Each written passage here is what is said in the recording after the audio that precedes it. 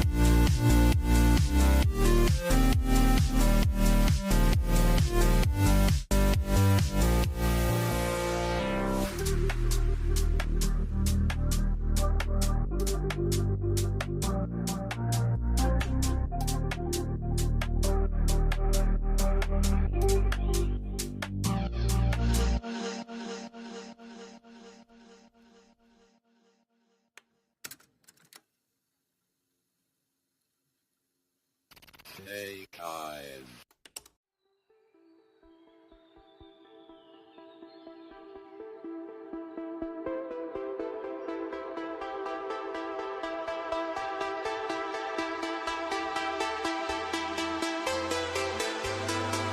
We set off into the summer night, and you're never gonna see us again. We set off into the summer night, and you're never gonna see us again. We went looking for a new sound, and you're never gonna see what we found. We went looking for a new sound, and you're never gonna see what we found. And you're never gonna see what we found. And you're never gonna see us again.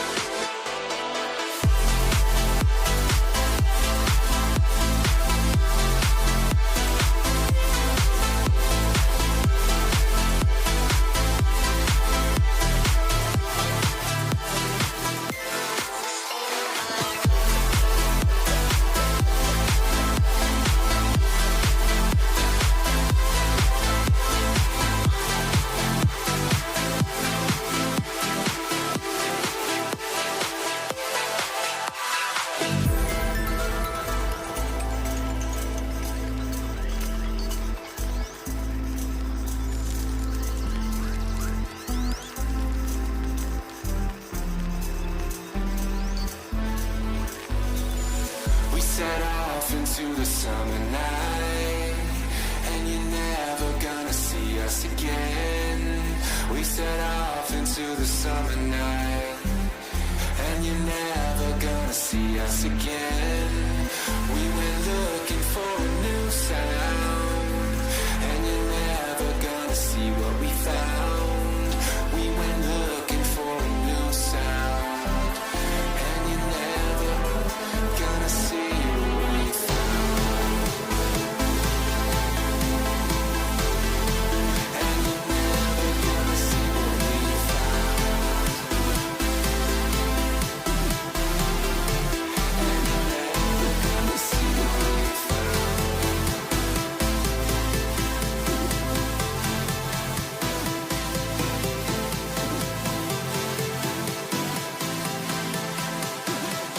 And you're never gonna see us again.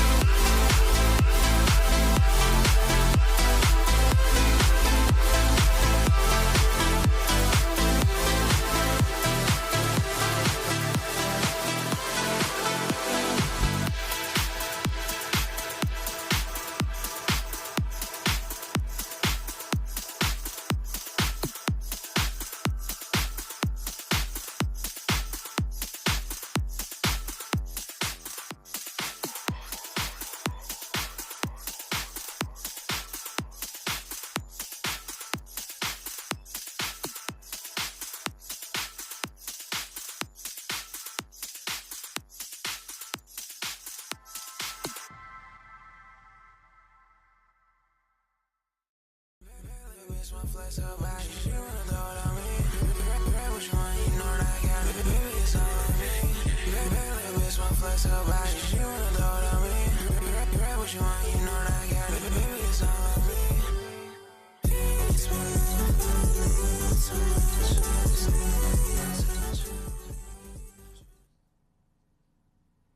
Hello and welcome here, everyone. We are set for yet another Veeam Weekend Esport Cup for League of Legends. I'm very excited to be here. This is the third one, at least that we have seen so far, and hopefully everyone is enjoying themselves here on this lovely afternoon. I'll be one of your casters. My name is Orbital. I hail from the NA side of things, but of course we got Rob over here from the EU side, giving us a treat overall. Rob, how you doing today? Are you excited for today's matches? I'm really excited. We get to have the group today with the returning champion, Rule 34 Urgot of all names. But they're here today to try and retain their crown. They've won it twice in a row. Let's see if they can go for that third, the triple, if you will. Yep, it is going to be a little bit of a treat to see if they can pull it off. We have 6 amazing teams, I believe, in this group alone, and 12 in total across 2 different streams. I believe if you're watching here, you know about all the squads that are kind of joining in here. Actually, I lied. It's 6 total, 3 in this group stage. We'll be seeing all 3 teams play in their full round robin stages, and then the top teams will be moving on. We can go ahead and take a look at them. In this first stream, in this first group, we have Potato Squad, Rule 34 Urgot, and Questionable Team Play. Over on the B stream, we have Tilt as a Service, Triple D, and The Panic Flash. All of these names marking some confidence and some worry in my mind. I mean, today we've got, again, there's the B stream. They've got the second place from the last tournament, so they're wanting to make a bit of a run as well. But for us here, I think there's going to be 2 teams that are going to try and contend here with Rule 34 Urgot, who they've gone off in the past to I believe, the international, what was it here? The Championship IT Cyber Games, and they won that as well. So they're the ones to watch, I'd say, going into today, or will. Yep, they are definitely the ones to watch, and it's very impressive. Again, when we were taking a look at them, we got information on it, and the fact that they specifically have retained, I think, like 3/5 of their roster throughout the entire thing. They've only swapped out a few players throughout, so that makes me very excited moving into this. Not only do they have pretty high-end players, when we took a look at them, they had very, I want to say very good individual players overall, but when taking a look, I believe Aquana and Devo remain, but they have largely kept a majority share of their roster together, and it's just, I'm excited to see what Rule 34 Urgot is able to pull off here. Now, we have gotten information as well that something that most likely wasn't implemented in the 2024 series is the fact that when we move to bracket play, we are moving to Fearless. Fearless, which was introduced in the 2025 season, and has now become very prominent across almost all competitive play for League of Legends, does bring a little bit of a difference from the 2021 to 2024 seasons. Rob, it's a very interesting concept that does force a lot of players to expand their champion pools, obviously maybe not here in the group stage. And it also, when you are in previous tournaments where you could have these pocket picks that come through that you'd have to ban them out game after game after game, or you'd have a one meta warping pick for a series. Now that really is a case of it gets picked up once and it's no longer around, as we see the rosters up on the screen here for our first matchup. And I want to hear what they bring out today. Yeah, we'll have to see what they bring out today. When tomorrow, I guess, is also the quarters as well. Yeah, I mean, that's going to be a lot of fun. Actually, no, today is quarters, I believe. That's the cool thing, is we get a BO3 today, but let's go ahead and talk about some of the players. Potato Squad got Robs, Vivette, the Tony Toon, as well as Pain Dega, and Stormy Q. On the side of Rule 34 Urgot, we got Devo, Katsi, Aquana, Okami, as well as Absoluteless. And I love that, for Rule 34 Urgot, all with the same flair, every single one drawn out pictures. At least I hope so. And all in the same style. I think they've all, this shows team play, doesn't it? Yeah. This shows they're all on the same page and they're ready to come and play today. Whereas the others, look at the mismatch in profile pictures there. That's unacceptable. We can't be. Someone doesn't even have a fate. Unacceptable behaviour, really. No, it's good. It's good to see teams coming together for a tournament like this. Again, they're here to make their run. They're here to see if they can win it for a third time, and let's see if they can. I do also bring what you say about Fearless. I think as well, when you have a team that's been together for so long, that can also give you a lot of what's the word?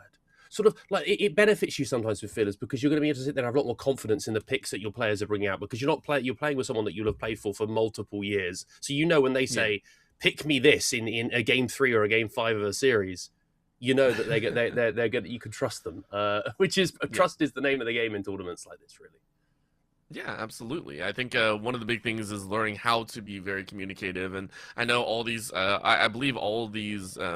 All the competitors here today have in some way or form worked together, so they do have some camaraderie also outside of the game, which makes me very excited. You know, and I want to say thank you very much to Veeam for giving us this opportunity to kind of showcase a lot of your talent that is within your organization and being able to showcase at least some of what's going on here. We are diving right into draft though as Potato Squad. Obviously, they started out on the blue side. You saw them on the upper half of that bracket side. So for group stage, they'll be starting off on blue. They will have first pick and first spin and all that fun stuff.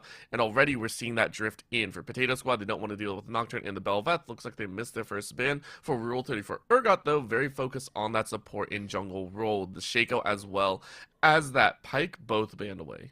And when you're in these kind of tournaments, there's a balance between what do you go for, pick for comfort, or do you pick for what people consider to be stronger at the moment? You know, in higher level competitive, you're seeing stuff like the Orianna, you're seeing stuff like Varus come up, Ashe Seraphine, things like this. They're playable down, you know, into corporate tournaments like this as well. At the moment, there's a Kha'Zix hover as first pick. Who in the jungle, they're not going to bother with that. You know, they're just going to say, let's just slam my main straight away. Yeah. Let's go ahead, get what's comfortable in there. We already know that this is more about comfort. This is more about how I play it.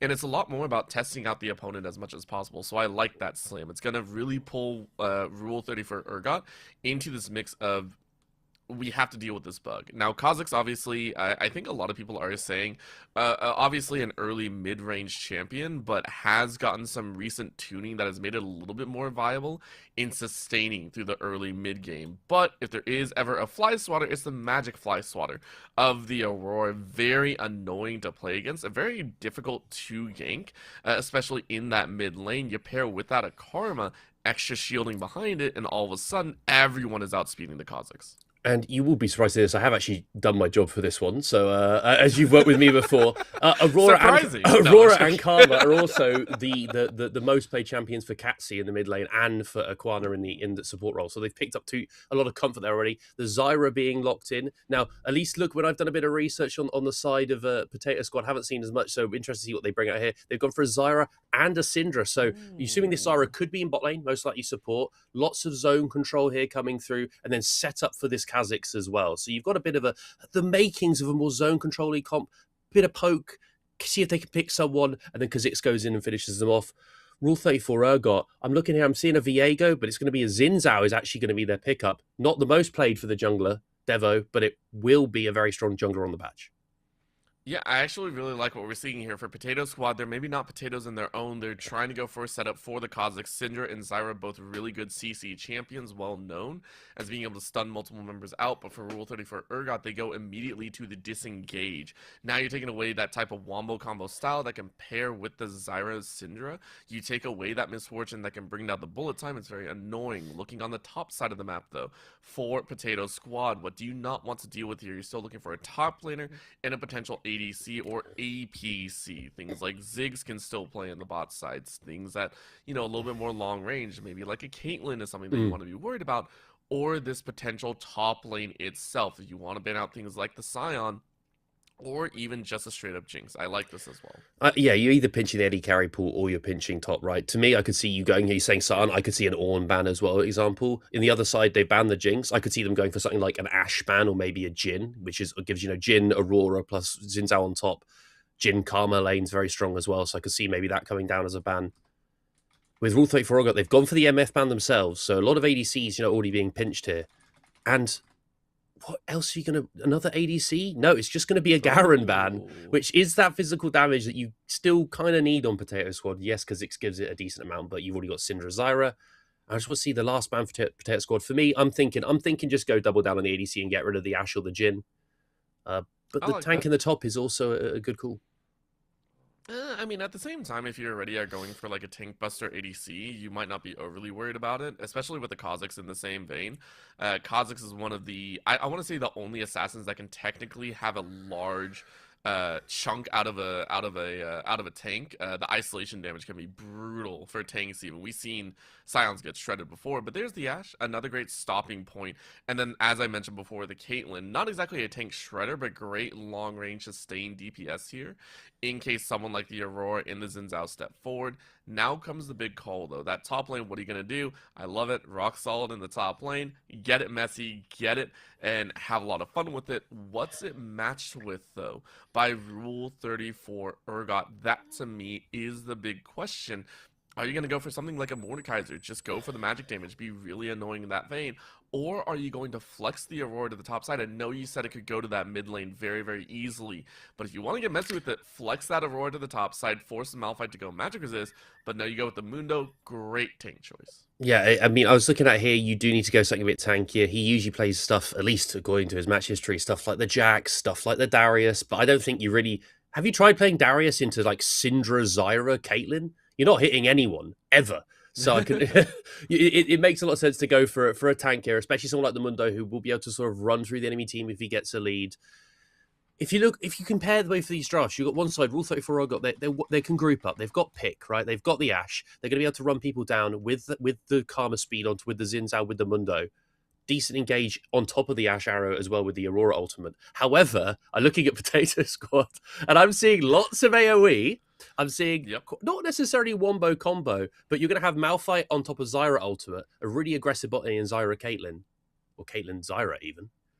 And then you've got the cleanup potential with Kha'Zix. So stylistically a little bit different. One's going to sort of run at you in a straight line and try and run you down. The other, they're just going to press all their go buttons at the same time and see if they can blow someone up. So draft versus draft, I'm actually kind of preferring the Potato Squad draft on paper for ease of execution. There is a lot of things you have to do here. Even with the Mundo, you're still running through, a lot of CC, a lot of things that just want to blow you up. Even if you're tanky, Zyra does a lot of damage to you, and Caitlyn, and Syndra. However, they are the defending champions, and they're on a lot of comfort. And comfort usually reigns supreme early on in a tournament. Yeah, I would actually heavily agree with that one. When you take a look at a lot of the champions, you and I, we've cast everything from, tier 2 onwards down to grassroots and everything like that, right? We've seen what teams can do with the meta, but also with oddball picks. And I think that, to me, is really the big signaling ground. These up-and-coming challengers, can you put the previous champions to the test? Are you going to be able to push them to the limits here in a BO1? And remember, if you beat them here, there is a high chance that you will be the #1 seed coming out of Group A. If you can do that, you get a little bit of a bye moving into day number 2. You don't have to play the next series on the day, which is a big thing. We do want to talk about this. So the second and third seeds, I believe, are playing one more series as the quarterfinals moving into the semifinals here on the day, which technically means you might have to play a grand total of 6 games. Now, not everyone plays 6 games of League of Legends in a single day. Not only that, ranked games, right? That is a wholly different game style than, say, a couple Swift plays, say ARAM Mayhem or stuff like that. There is an endurance test that you do want to get over. Instead, like, that first place can give you such a nice little break moving into day 2. And it also comes down to, it's not just that sort of endurance, there's also the mental aspect of you're playing with the same guys for 6 games in a row. Frustrations, do they start to set in? Sometimes, especially as you get into that, say, it does go for all 6 games, say this is, 3 best of 1s and then a best of 3. You're in that third game of the best of 3 and you're like, we shouldn't be here. Maybe there were big game moments you felt you should have won, and you get the sets in, and then your tilt comes in, and it, especially as it gets later into the day. But I will say, just looking quickly back at the draft, I think that Potato Squad, for trying to face the defending champions, have gone down here quite a sensible route, right? You're playing a very simple to execute style. You're playing Caitlyn, a very standard EC, with Zyra, a mage bot lane, which if you're confident on mages, that's way easier to pull up. You're then playing a lot of comfort on the Kha'Zix. You first picked it, so you must be feeling pretty good at it. Syndra, incredibly standard mage, and then the Malphite obviously in top.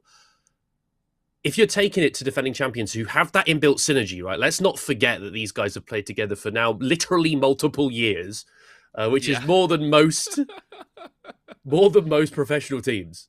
To be honest Yeah. with you, it's a good way of going about it in this game one. For me, what I'm really excited to look at here is how much effect does the Kazakhs have on the map? Because this is a champion that we do, not see very often in organized play for various reasons. It's hard sometimes to get those leads.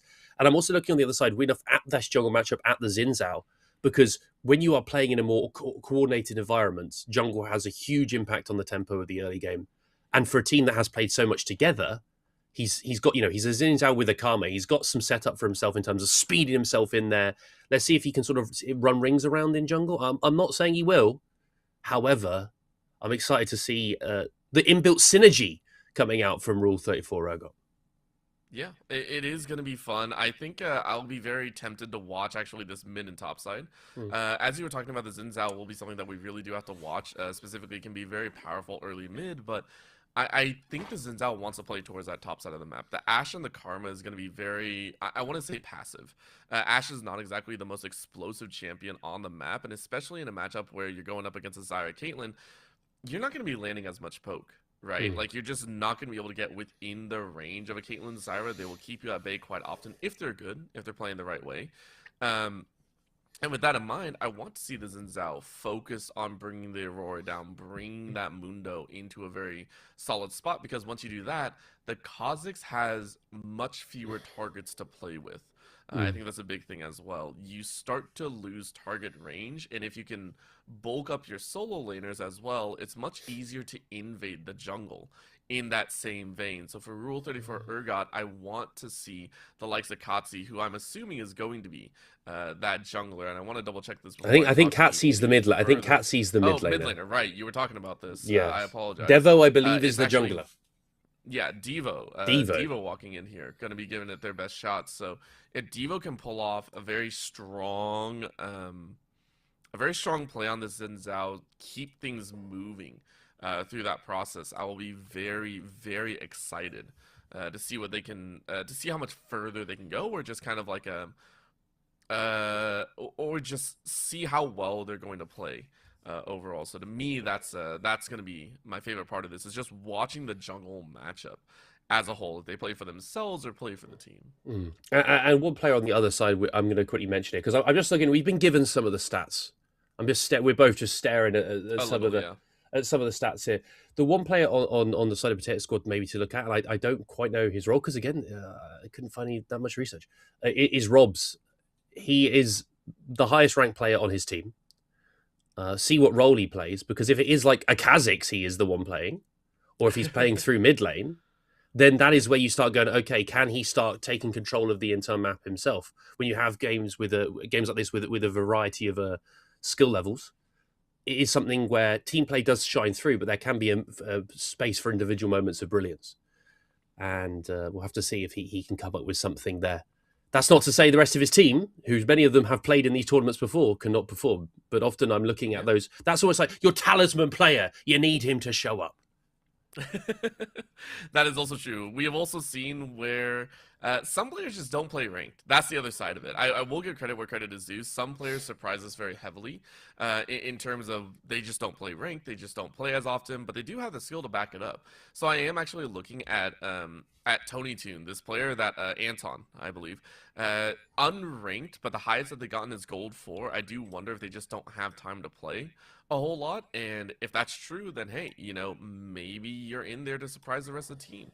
If you are playing as an ADC, that might be something to see, or if you're playing within the mid role, a lot of these players had to pull secondary roles just to make sure you can fill slots and everything. So depending on where you go, we'll have a good idea of what exactly they're going to pull off and all. But my eyes for Potato Squad is actually Tony. I know you talked about Robs, if they're going to be the best player, the Diamond 2 master player, but I'm really looking, I want to see if Tony can kind of play up to that level. I think one of the common things that we always have to talk about is what's the weakest link, right? There are so many ways that you can kind of pick on the weakest link of a team. And so I want to see Tony be able to step up to the levels of Zavet and Pandiga and Stormy Q and Robs, and be able to kind of play at their level as well.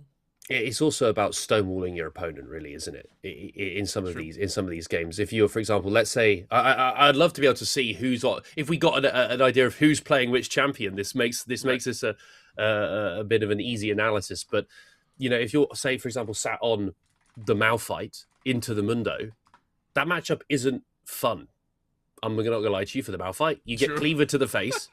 And then you kind of queue him and you don't really do anything. You can't remove his shield. You can't ever really ult him. You can't ever do anything in that matchup as the Malphite. But if that is your job and you're willing to accept it, you can just sort of simply, pardon the pun, but stonewall the lane as Malphite Yeah. and be able to just come into team fights with just an incredibly impactful ultimate. And sometimes that's all you need to do. So, Yeah. and you look across the map, it's a similar thing. If you're playing Zyra, you don't. All you have to do is throw those plants out. You said about the Ashe; it's a pain for Ashe. I'm telling you, I'm a big Ashe fan. I love playing Ashe. This matchup, if you go, for example, there are a couple builds on Ashe now with like the poke Ashe in terms of like the Axiom arc. It was propped up towards the end of last year, More of a support build though. like a let's be honest here. supportive bit. Well, it was like a supportive Yeah, build, but yeah. you can play it in the carry role. To be honest with you, in some games, it's the only way you can play. And this is one of those games where you're against Caitlyn Zyra. It's quite hard to click on the enemy as Ashe in a game like this, which is why if you are like, say, you've played less of the game and you're playing that Zyra, you can just chuck those plants down and ruin the enemy AD carry's day. There's loads of ways in that you can impact the game, and I think that's what will make this a particularly interesting first matchup. Yeah, just be really annoying. Be that pain in the backside. There are so many ways to play it, and I believe we're still waiting for the players to actually get into lobby, get into game. So we'll give them a little bit more time, make sure they're set to go. We want to make sure everyone is really primed and ready. I believe we have the awesome viewpoint of seeing every single player, I believe, in their respective voice calls, which is awesome as well. I wish we could hop down and like double check and hear what the comms are like, but obviously we won't do that here.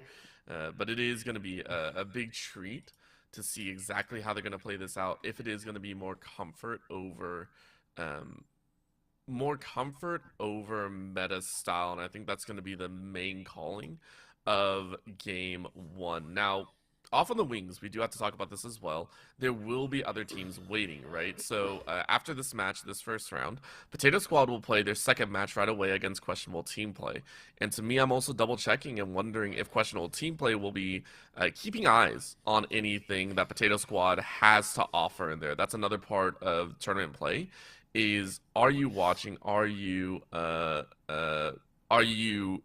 deciding what we're going to ban out? How are you going to play this? How are you actively going to use the information from the first streamed game into your own? Because that's also a very important part of tournament play is what information are you gathering and what information are you going to use against your opponent as well? And in addition to that, if you are Rule 34 Urgot, you, as we said, returning two-time champion, there's a huge target on your back today. And so they're going to be anyone, even in the other on stream B. I mean, at the moment, there'll be two teams playing, on that stream as well. They'll be able to watch, but they'll be looking across, going, okay, can we take down the defending champion? DDD, the second place from last time, will want to have their revenge as well. And I think no matter what, they're going to be watching each game and being, okay, can we take something away from this? I don't think if you take too much away from this game in particular, you do see them picking again a lot of comfort, right? You see like the Aurora. Yeah. If you have the access to any League of Legends game searching software, you'll see that is the most played in the mid lane. So it's not that surprising when you start seeing, the comfort coming through. But it does tell you that it isn't just a solo queue pick for them. It is something that they're playing competitive. You also see, already you see an idea of how they want to play the game, right? They're playing quite a deathball-y kind of style with the Karma speed up, like an Enchanter, Ashe supportive, more style in the AD carry role. So you're already seeing ways maybe you say, okay, like they're going to play a supportive bot side. They're going to play, give counter pick to top. Is this something we can exploit?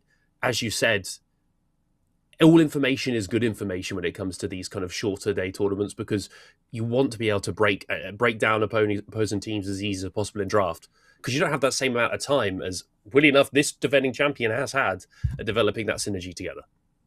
Yeah, it will be fun to watch to see if they can actually pull off kind of that synergistic play between Aquana and Devo. These two will be trying their best specifically to create kind of that workflow, especially when it comes to I want to say the support in jungle. Those two can create so much tangible problems and so many tangible. I don't want to say issues for the opponent, but I mean, when we talk about batteries between jungle and mid, jungle support in the mid to late game is extremely important. You know, learning how to rotate with your team, learning how to be menaces to the opponent, especially with the new Phaelites and everything like that, getting the vision down, making sure the opponent can't do anything about it. It can be brutal. We have gotten word that there is a little bit of a connectivity issue, so we're going to sort that out very quickly, and once it's sorted, then we should be good to go for the game. At least we hope so. So thank you to everyone who is tuning in and just sticking with us here. We appreciate all y'all's patience here, watching how this tournament goes, and hopefully you guys are all placing your own kind of in-house fun on which team will come out with the victory. Remember, this is just the group stage, it is not the finale, it is the start of this weekend tournament, and we hope there are many more matches to go. Hopefully at the current time, Stream B should be going on. Our lovely friends Dia and Rude Dude are on that stream casting those, and hopefully that first match is ongoing for them. I believe on that stream it should be Tilt as a Service and Triple D. DDD is a very funny name to me. I think Tilt as a Service as well, considering there was that whole debacle about the int list, or the int website, or whatever it was, the bounty list. Hearing about that was so funny to me. I mean, I was going to say, going in, if you're facing a team called Tilt as a Service, you're going to be a bit worried, right? Because you're sat there thinking, are they going to play things that decide to tilt me, or are they going to be tilting their own teammates? I really hope it's the latter, because if I am having to face incredibly tilting champions in a 2-day tournament, I might get a bit upset. I have to know, what's the most tilting champion in your opinion then? Like, what would be the worst champion to go against? So in solo queue, there's a few that tilt me. I don't think they're particularly strong, but something like a Katarina, if I'm playing mid lane, tilts me. Oh, true. It's the kind of thing where you're sat there like, I've done my job. I've not actually fed, and then she goes and roams bot lane. That's frustrating. Fair enough to me. Yeah.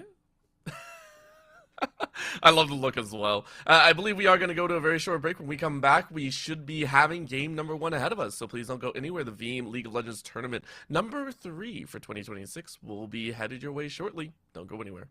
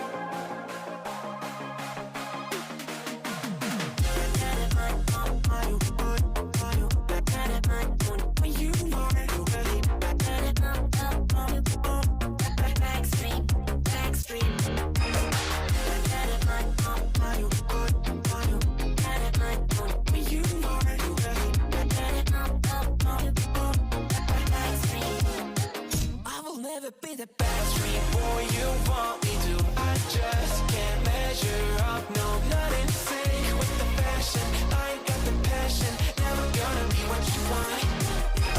Backstreet boy you want me to. I just don't dress the part, no, I ain't got Nikes and my hair ain't spiky, and we both know that I can't be your backstreet.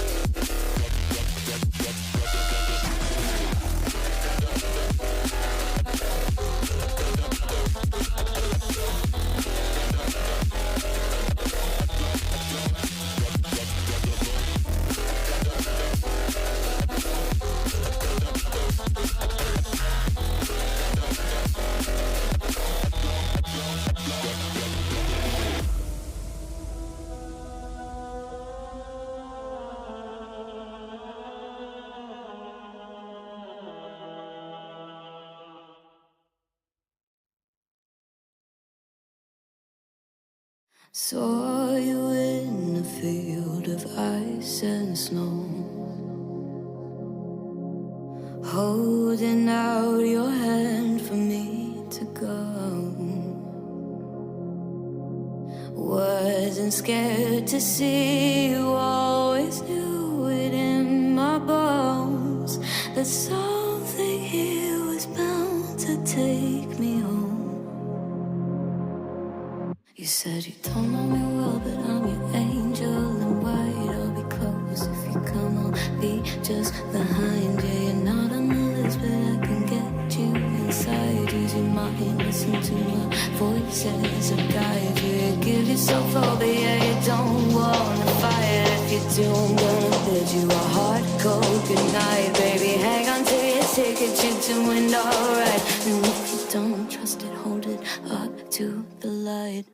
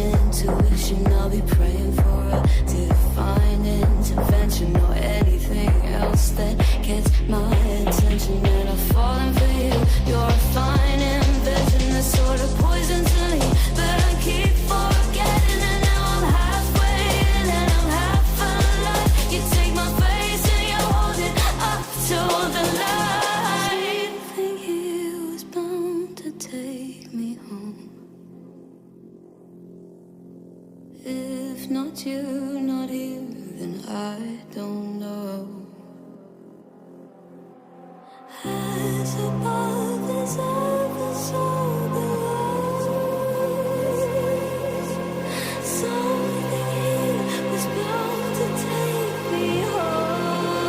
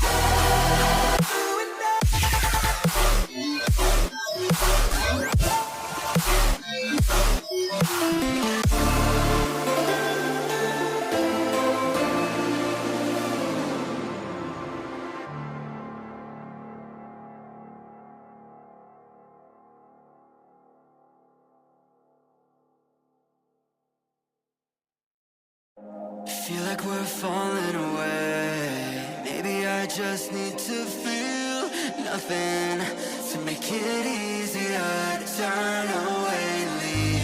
Maybe we're fanning the flame, so why do I keep holding out my hand to get burned? I don't wanna clash anymore.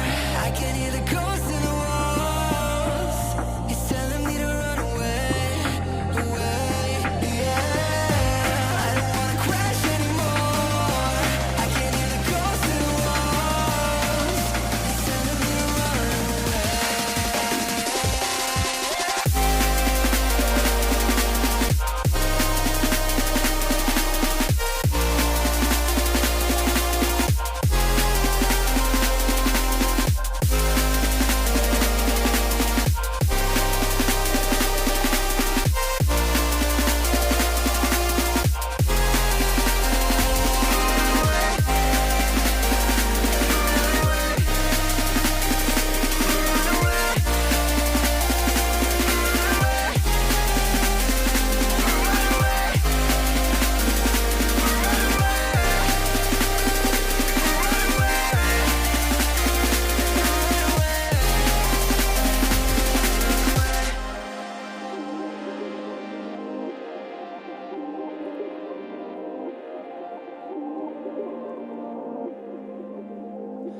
Breaking apart, seeing the end.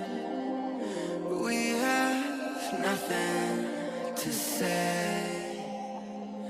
Maybe it's hard to understand that there's nothing left to fight for, and there's nothing left to say. I don't wanna crash anymore. I can hear the ghosts in the walls. It's telling me to run away, away, yeah. I don't wanna crash anymore. I can hear the ghosts in the walls. It's telling me to run away.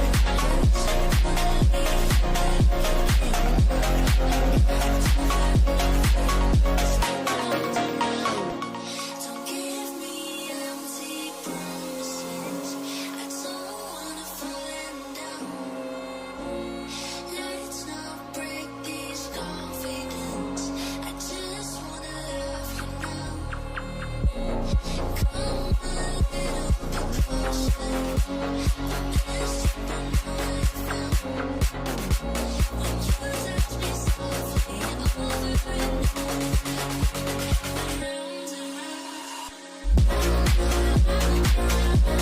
round.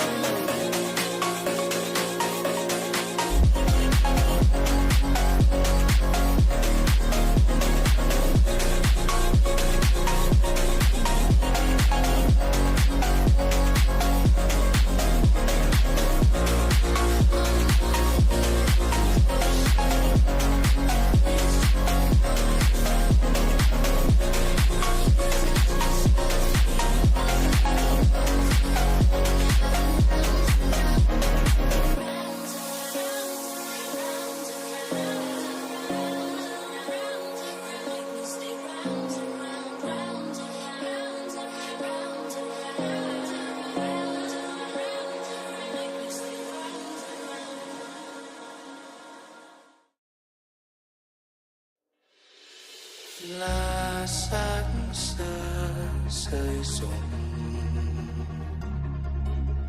ôm nỗi sầu thầm lặng hương sắc hoa sập hàng mặc kệ gió mây ngàn rồi biết đi về đâu trôi theo áng mây phiêu bồng ai thấu lòng có nhớ ai thấu hiểu lòng thương lắm vẫn duyên lỡ làng ai thương thân này đời có ngước lên trời cao dang rộng cánh tay từng cánh chim bay lạ lời nhưng nào ai hay ai có thấu trao chờ mùa xuân tới thân này chơi vơi chờ khắp thế gian im lặng hòa vào ánh mắt chuộc lòng nhân gian ôi phần tơ duyên sao xa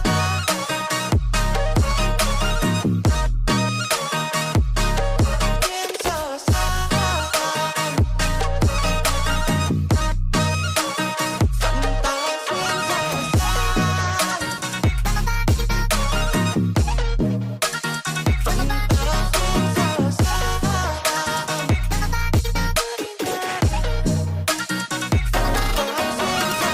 sông sâu đời ta có thâu vai phai lượt được bao lâu ta cho một chuyến quá mau để tranh về ngập đau đầu con tim này ai dẫn lối chỉ mong đừng vô góc tôi phút chốc vài giây bối rối hay nghĩ suy đừng để ta chơi và làm chi dứt khoát đất chất đang từ bi thôi dứt khoát biệt ly buông đôi tay chấm hết đi khoan dung qua làm chi vì đằng sau lưng mà không thấy gì để đổi lại một chút nhân nhẹ phong thế có ngước lên trời cao dang rộng cánh tay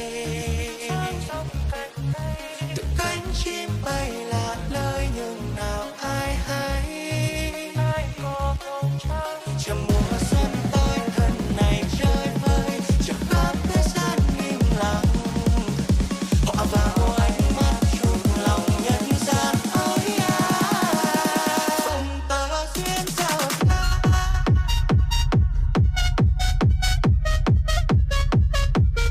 duyên sao xa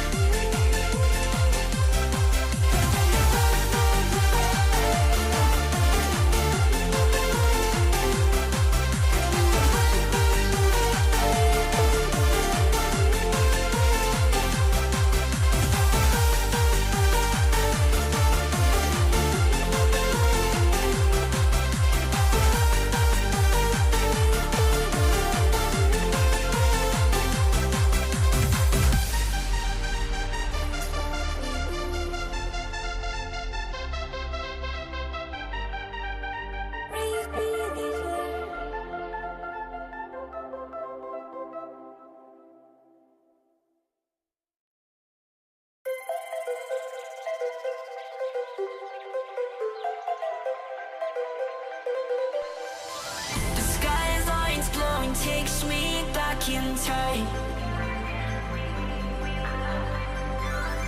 to laughter and long nights we left behind. We were young, wild under open skies, chasing horizons with open eyes.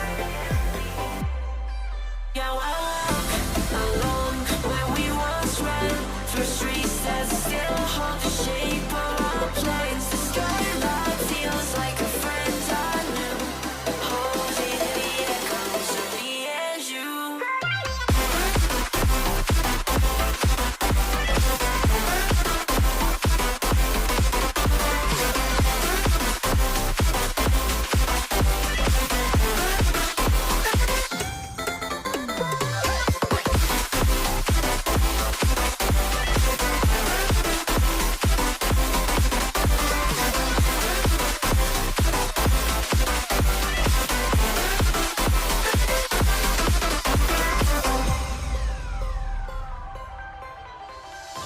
The skyline's glowing, takes me back in time to laughter and long nights we left behind. We were young, wild under open skies, chasing horizons with open eyes. Are you ready?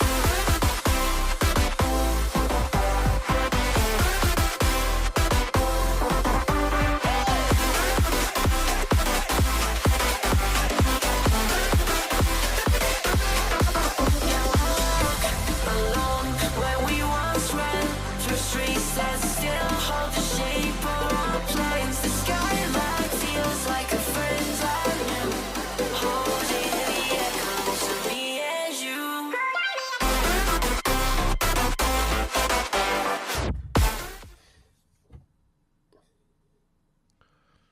Hello, welcome back everyone. Thank you so much for being so patient with us here. So we have gotten a little bit of an update. Our first match has actually moved to our third match of the day, which means that we are actually tuning into Potato Squad as well as questionable team play. We will keep eyes on the draft from before though, and we'll update you on how that works for game number 3. There were just some technical difficulties, so that's all there is. Once again, my name is Orbital. With me is Rob, and we're looking at this next matchup. These are the two teams that are currently positioned in a very interesting spot for questionable team play and Potato Squad. These two teams have fairly fresh members. I think taking a look at a lot of what they're going to be trying to play for. So for questionable team play, we got Keelden, we got Dupa Lipa, which is a hilarious name, Shenpai, Vision Score, and Hegel. Yeah, and then we've got obviously Rob Zivit, the Tony Toon, Payne Dager on the other side. I couldn't remember the other name. Stormy Q as well. Let's not forget that guy as well. We're already into draft because, again, there's been delays. Thank you, Riot, for spectating problems. Leona is being hovered, but it's not going to be Leona. It's going to be Zyra, which we did see. We did at least see the draft for the last game. We didn't get to see the game. That was picked up by Potato Squad last time. Comfort, first pick. Looks like it does very well for them as well. If they can do well with a Zyra, that's huge. So a big question is what we saw before was a very team fight oriented composition. It looked like it was going for Wombo, but it was also primarily prioritizing the jungle Kha'Zix from before. So it makes sense if we were to see it once more. However, the bans this time around, the Syndra, the Viego, and the Braum, very targeted in different directions. So for Potato Squad, they have a little bit more variety to work with. Questionable team play though, working with heavy artillery is what I like to call it. A Vel'Koz and an Ezreal brings such long distance tower sieging potential, which will be very fun to see if it works. And another Caitlyn. They played this in the previous game, so there's a more comfort coming through for the side of Potato Squad. This Vel'Koz can be support, can also be mid, so you've got a little bit of a flex opportunity there. Imagine it is probably going into one or the other. It's already been decided, but the Sion, you kind of wanted a tank in the last game, but this time we're getting it on the other side. We're getting the Sion. I think this is the most broken top in the game at the moment at all levels of play. If you can play Sion, just pick it up. You proxy with it, you get incredibly strong. It's not just you have to be like the Baus. You can just simply stand there and become an impenetrable wall. And if you're seeing Ezreal on the other side, that's an ADC that doesn't get through tanks very well. Makes a lot of sense for that to be picked up. The ban's now second phase coming through. We didn't get to cover the first phase one. Stuff like Syndra being taken off the board was also new to what Potato Squad played in the last game. Shen. This could be jungle. Don't forget, jungle Shen's been rising in priority with the Protoplasm Harness build with Guardian. But it's also a flex to top. And support, technically. And if you want to play it mid, maybe you could go for that as well. Just every role. Every role, other than 80 carry. Okay, to be fair, we've seen 80 carry Shen. It just doesn't work very well. You know, we've seen it before. It doesn't work very well, though. So don't try it in your solo queue games. I will say, though, I like what we're seeing. It's a very safe composition coming out of questionable team play. And it's very harnessed around carries in the, I want to say, ADC role and the jungle role. Heavy focus into that mid lane now. Vel'Koz now looking more and more primed to be a mid lane champion. On the same aspect, though, it could be support now that we see the Akali ban coming out from Potato Squad saying that Vel'Koz should definitely head to the support. We need to focus on a lot of these assassins that can come out in the mid lane. Do I respect that? I have no idea. We'll see. A questionable team play can pull it off, but there's a Kha'Zix that you and I were discussing before, no longer available for Potato Squad. And that Nocturne also taken off the board. So they're reading this is obviously going to be the Shen top. And then obviously with the Nocturne, that would be it's really frustrating combo with Shen Nocturne because you just get the Shen delivered directly onto your head and you can do nothing about it. Let's see what they want to pick up. I would be picking up jungle here almost definitely on R4. Jungle, I say all top, depending on where the Shen goes. It's not. It's the Xerath. They've gone for double artillery. You need some hard engage here, Potato Squad. Never mind you going Shaco. You're going to be jumping on top of the head, which, to be fair, he can just appear on top of your head anyway. He doesn't need to worry about you poking him out because he comes from weird angle and kills you. To round this out, we're looking at mid lane. Into Xerath, it's actually quite frustrating if you want to play most standard mages. You kind of wish you had the Akali yourself, which you've banned away. Yeah, I would say your best option would be the likes, as you said, like the Syndra. Lux can do some work. But again, with Potato Squad, you're not really worried about matching, I think, the Xerath right away. What you're looking at is finding a way to enable the Shaco to get towards that back line. When I look at this composition for Potato Squad, it's very geared towards late game, or mid game, I should say, not late game. You're looking more towards that early mid, the transition into the laning / siege for them will be their biggest option, because late game, I mean, you're out artilleried all day long. It's the Xerath, it's the Vel'Koz, it's the Ezreal. These are champions that are going to keep you at arm's length or more. And there comes a Mundo as well. Like, this Shaco is going to be, I want to say, fairly negligible come late game, especially if Ezreal, Xerath, and Vel'Koz all go defensive items.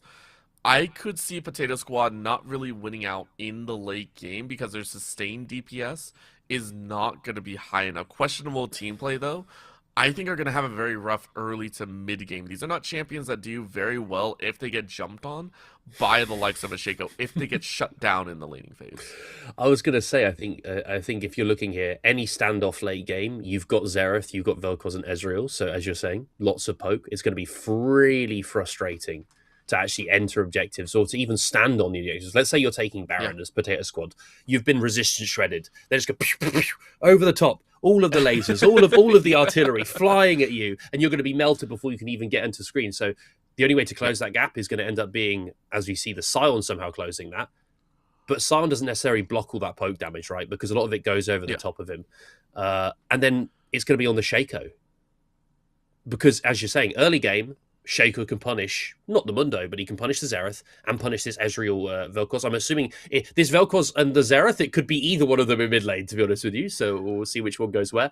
But when you've got this Shaco, he can be active on the map early into that mid and into the bot lane. That's where I want to see him going. I want to see him really getting fed, AD Assassin Shaco. And if you're able to deny this sort of setup onto objectives, right? If you're Shaco, you're in there first in the enemy jungle, you catch the Xerath out in rotation or the Vel'Koz or the Ezreal, you one-shot him and you disappear again like a thief in the night, then you're going to be able to really deny that sort of frustrating poke gameplay cycle that will come through if they are allowed to set up. So as you're saying, my eyes are on Shaco for the entirety of this game. It's on him to get that early game lead, and it's on him, if it does go later, to deny the setup. The rest of his team then can move in for the cleanup, but it really is on the jungler of Potato Squad to make the plays happen. Yeah, and if that is going to be a strong jungler, then hey, if that's Rob's, great. You know, play it out as best you can. If it's not, then good luck to you. I don't know. I don't know where you're going because this is a Kha'Zix Shaco. This is a very assassin-heavy jungler, one way or another. So it's a style that is very tailored towards greed in there as well. So I love the fact that you put emphasis on that Shaco as well. One of the lane aspects that I am looking towards, though, I'm going to be very curious if questionable team play are going to use their artillery, because we've also seen poke compositions actually rule in the early game. If you land a lot of that poke early, you can actually take control of the laning phase quite quickly as long as you don't go mana hungry. I think if you keep a sustained rate of fire, you can do quite well. So my question to you, if we're looking at questionable team play who are going to be on the red side for this game around, do we see a world where they are controlling the early game as well as the mid to late game? Or are we really banking on them kind of turning that mid-late game in their favor and sacrificing the early game in favor of favorable laning, you know, just comfort levels and not dying throughout it? I think you have to make sure. I think you have to make sure that the win, you don't play into the enemy win condition, right? For me, as I'm saying, I mean, you've got, again, Caitlyn, Zyra, you know, Lux. These are champions that can obviously put down the fire of their own. They are slightly outranged by what we see on the side of questionable team play.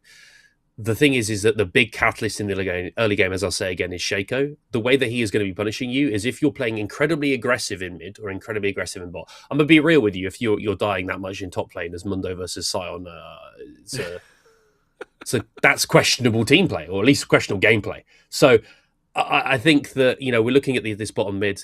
If you play too aggressive, if you put that poke down and the enemy are sort of falling back a bit in bot, Shaco comes in, one-shots you, and you start that cycle of death that could very likely occur.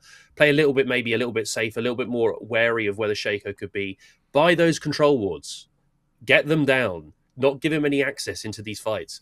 And that really is the way I would see you wanting to play this one out. Because this is going to be like Star Wars-esque laser fights we're going to be seeing here. Orbital. If you think about what's on each side, like the Mundo and the Sion are kind of there, like, well, I want to go in, but then their teammates are just firing everything over the top of them.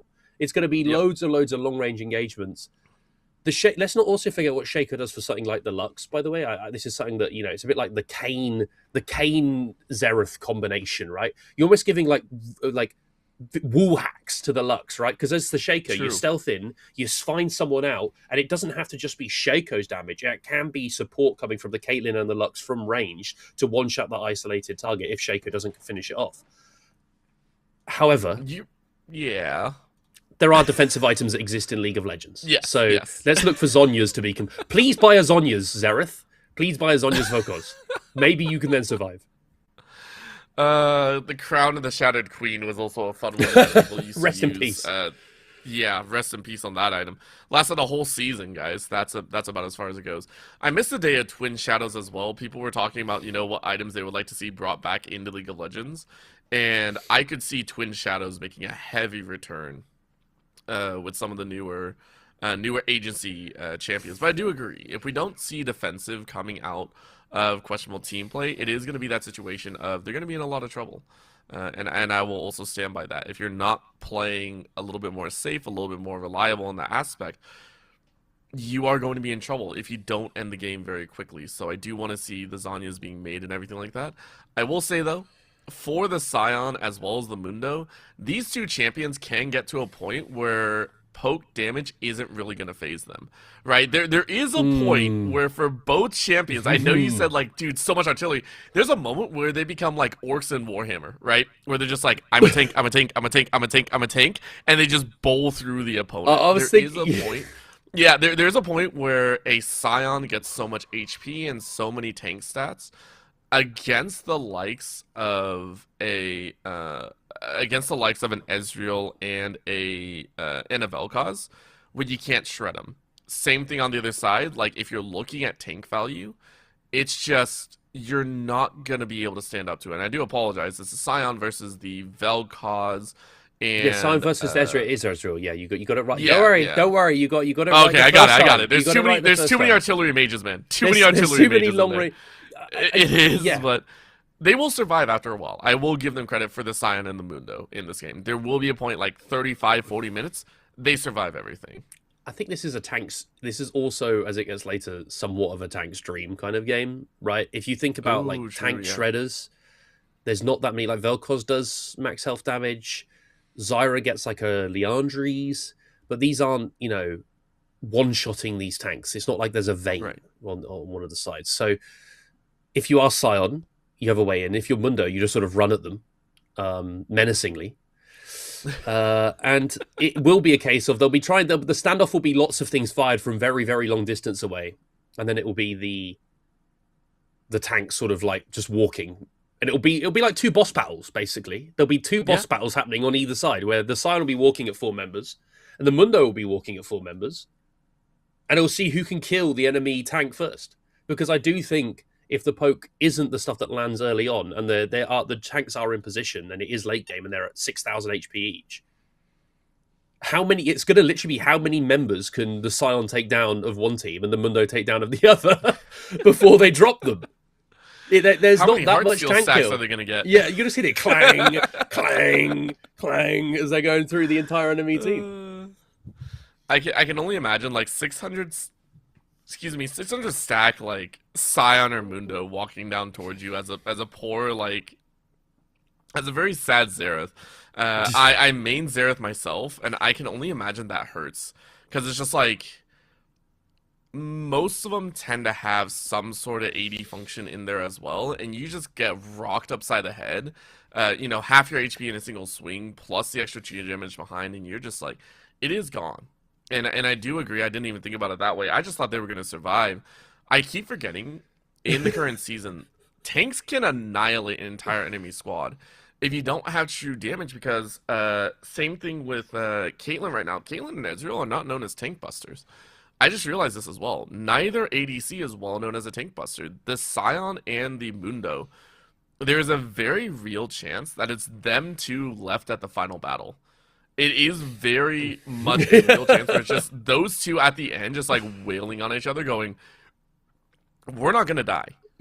We're not going to die, and we're going to do this until our teammates respawn so we can keep going. That's what's going to happen here.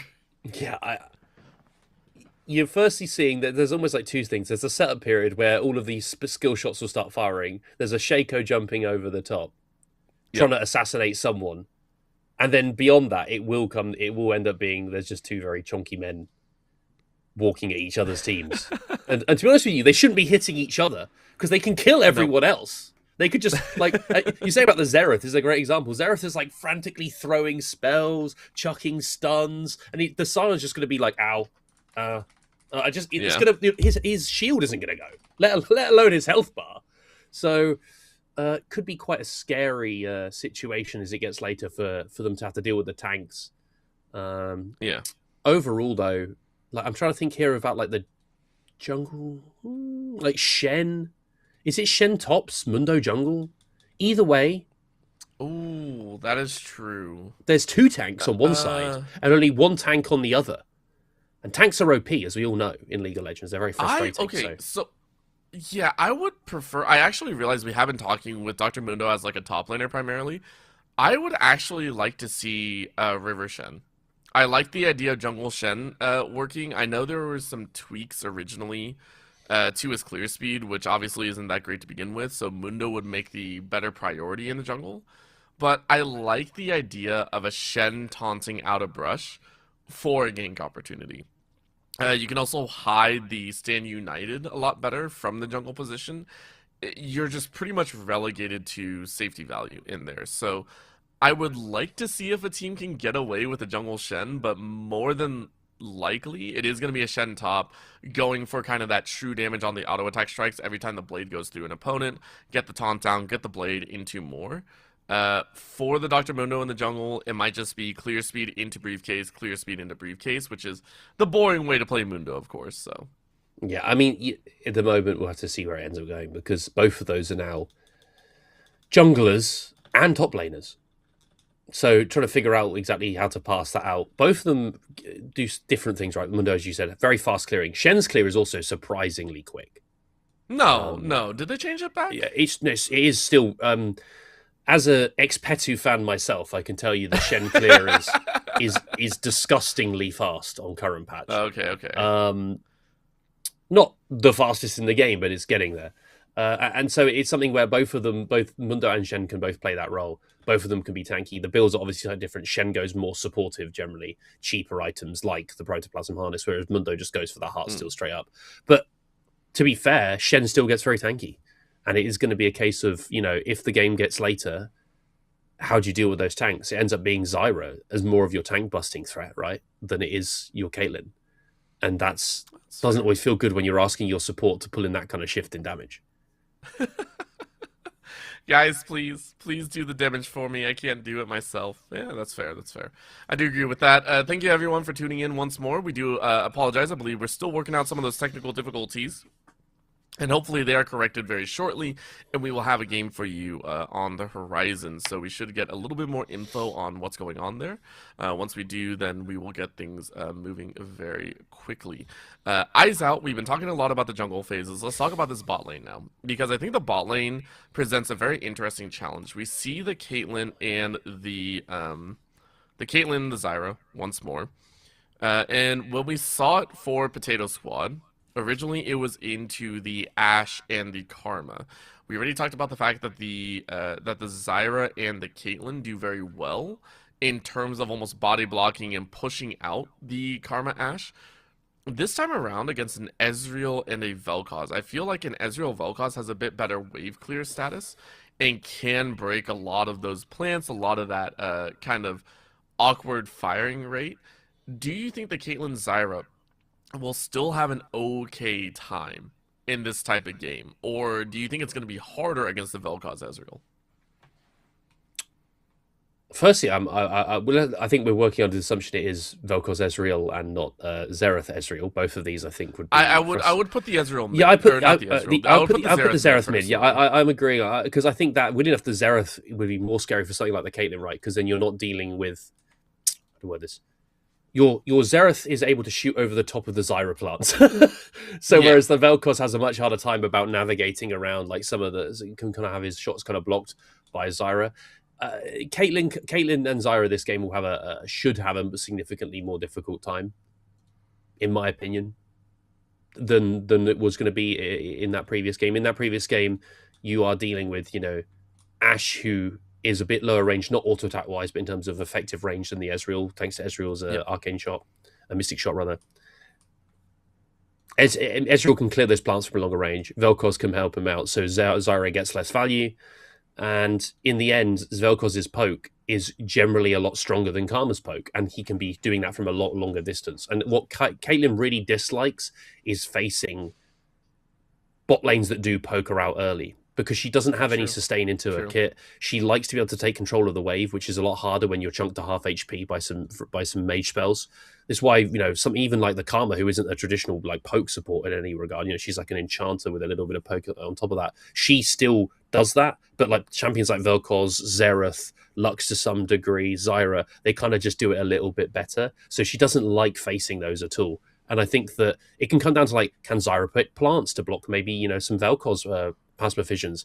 Can, you know, are they able to poke out the Vel'Koz themselves? Because say you get Vel'Koz to half HP, he can't then step up to actually poke in the first place. So it's going to be a lot about returning that damage back when he does step up, when the Vel'Koz does step up. Ezreal's kind of just chilling.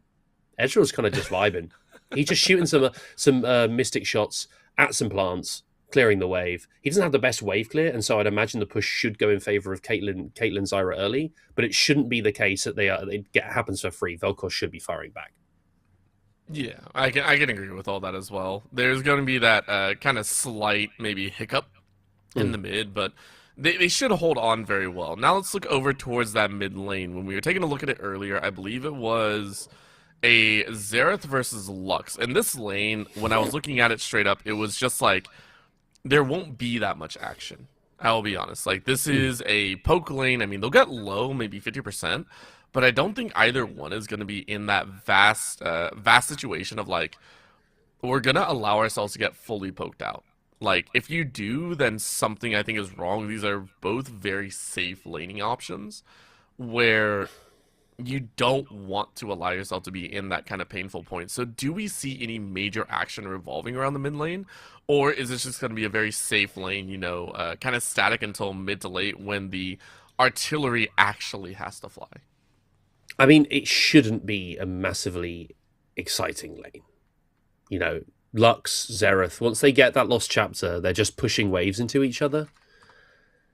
And it will come that the biggest sort of impact here comes from the junglers, right? If you look at a Mundo, far less likely to be able to get an easy gank off on the Lux. Yes, he can block her binding. However, he kind of has to walk through her hallucinant singularity as well, be slowed.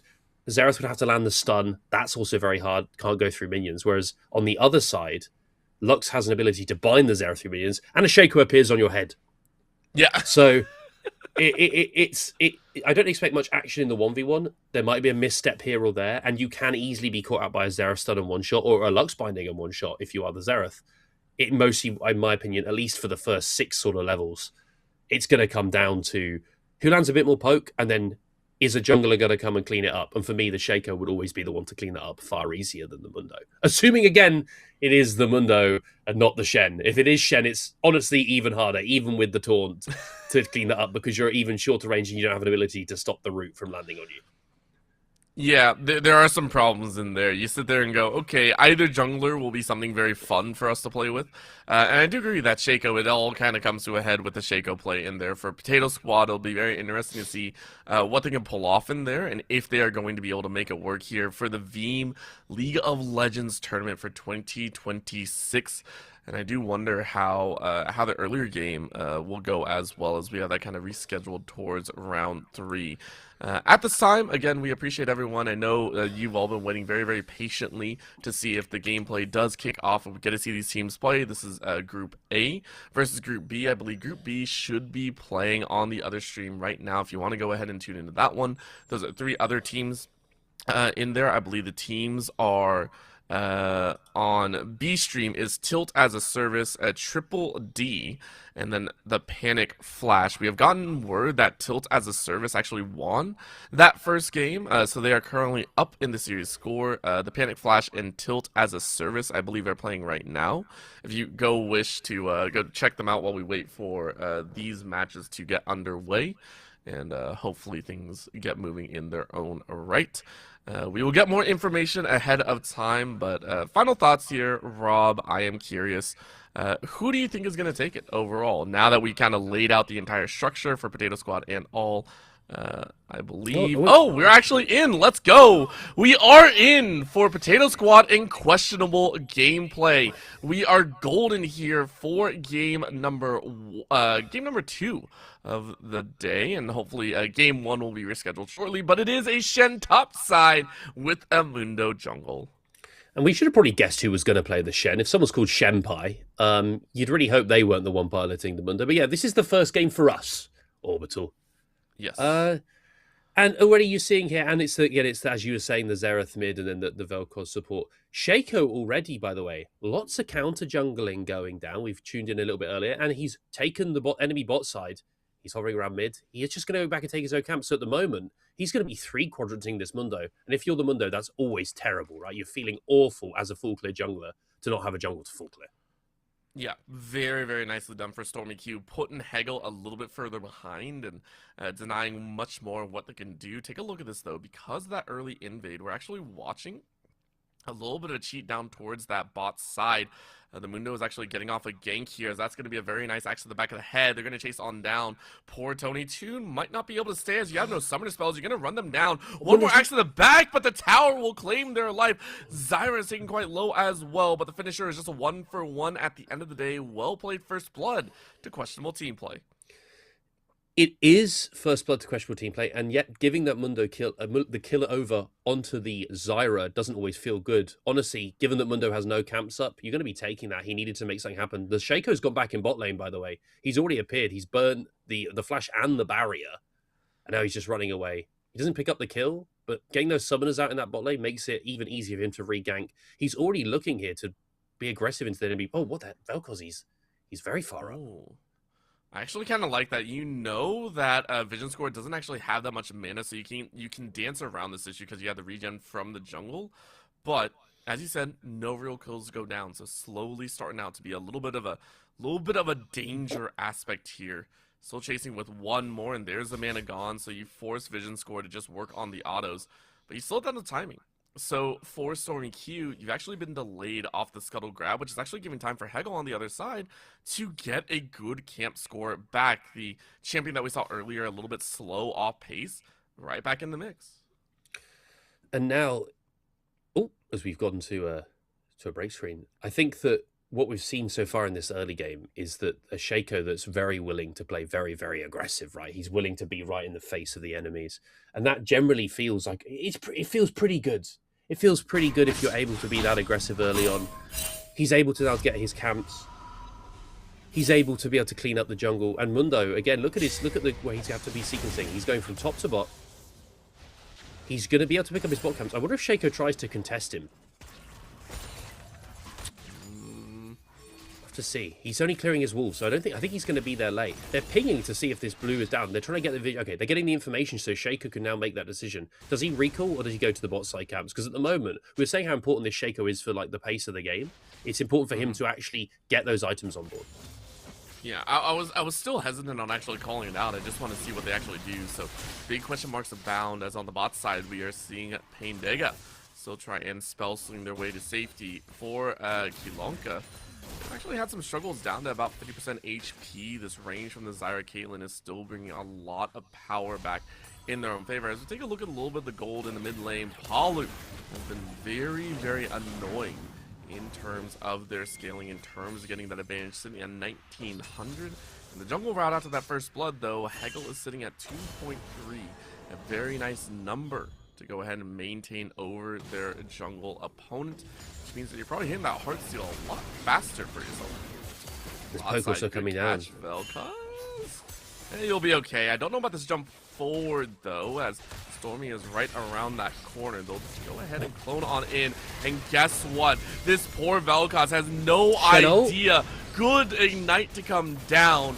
And Dega helps out, but the Stand United turns it around in a spectacular fashion. Shenpai brings the Shen to play with a right in the arcane to fire on down and crash on Pain Dega's head. Questionable team play, very unquestionable power. And they've managed to really make something out of nothing there, because initially it looked like the Mundo was going, hold on a second, Shaco's here to kill Ezreal. Oh boy. I mean, you're going to be able to barrier up, try and hold off against that Ignite, and you might be able to auto them down, as True Shot Barrage isn't obviously available, but Stormy Q doesn't want any more of that. No, and just to go back to the passage of play we saw, the Mundo coming in there didn't really look like anything was going to happen, right? Because it looked like, okay, the Caitlyn Zyra, they're out, but the Shaco chooses to go in as just a trade in mid lane here. Luck should be fine. There's no right of the arcane available, so she can just walk this one out. The Shaco tried to turn it back, but a great Shen ult from Shenpai, living up to his name, really, keeping his team alive, and then the Xerath getting the move down to be able to finish off the Zyra, does mean now that they're in a 1k gold lead. They've got their items online. That lost chapter completely for the Xerath means that pushes even more frustrating in mid. Lux is going to have to struggle even harder to be able to get that wave in against the Xerath. And look at the damage already. Xerath's just absolutely pummeling Lux. Well, this is a good way to do it.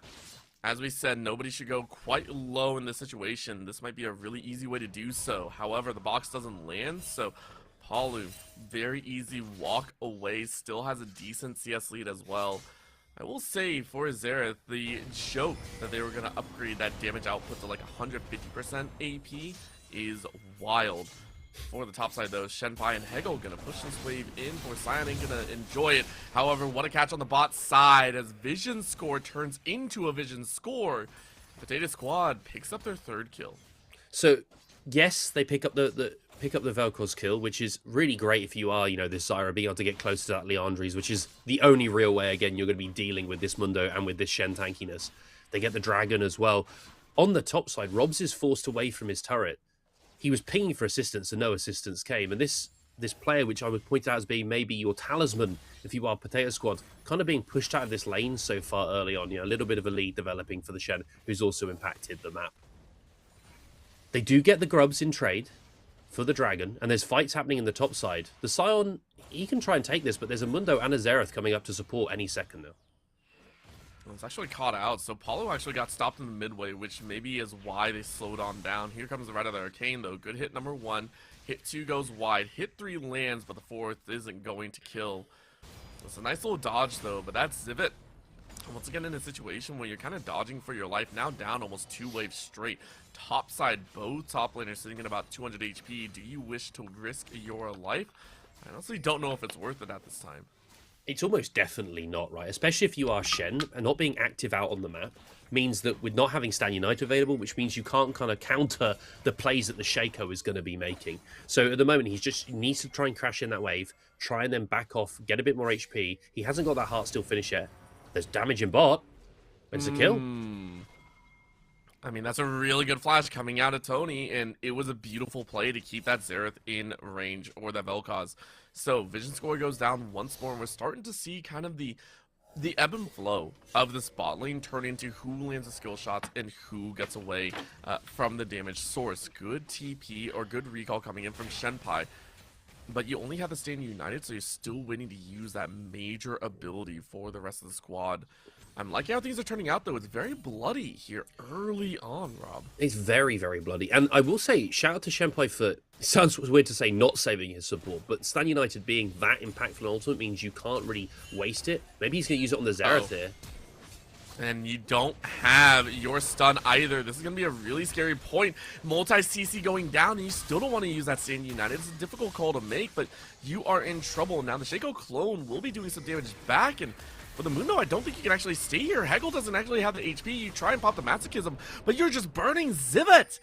With a little help from Stormy Q, shatters 2 more, and Potato Squad looking better and better. And again, the Shen doesn't use his ult. He feels, okay, I can't maybe use it right now. I'm still pushing the lane. Sion's here. I give up too much in the laning phase. And his team, they're the ones who suffer, right? You end up seeing the Xerath fall. You see the Mundo fall against the Shaco, who now has kind of stabilized mid a little bit for his team.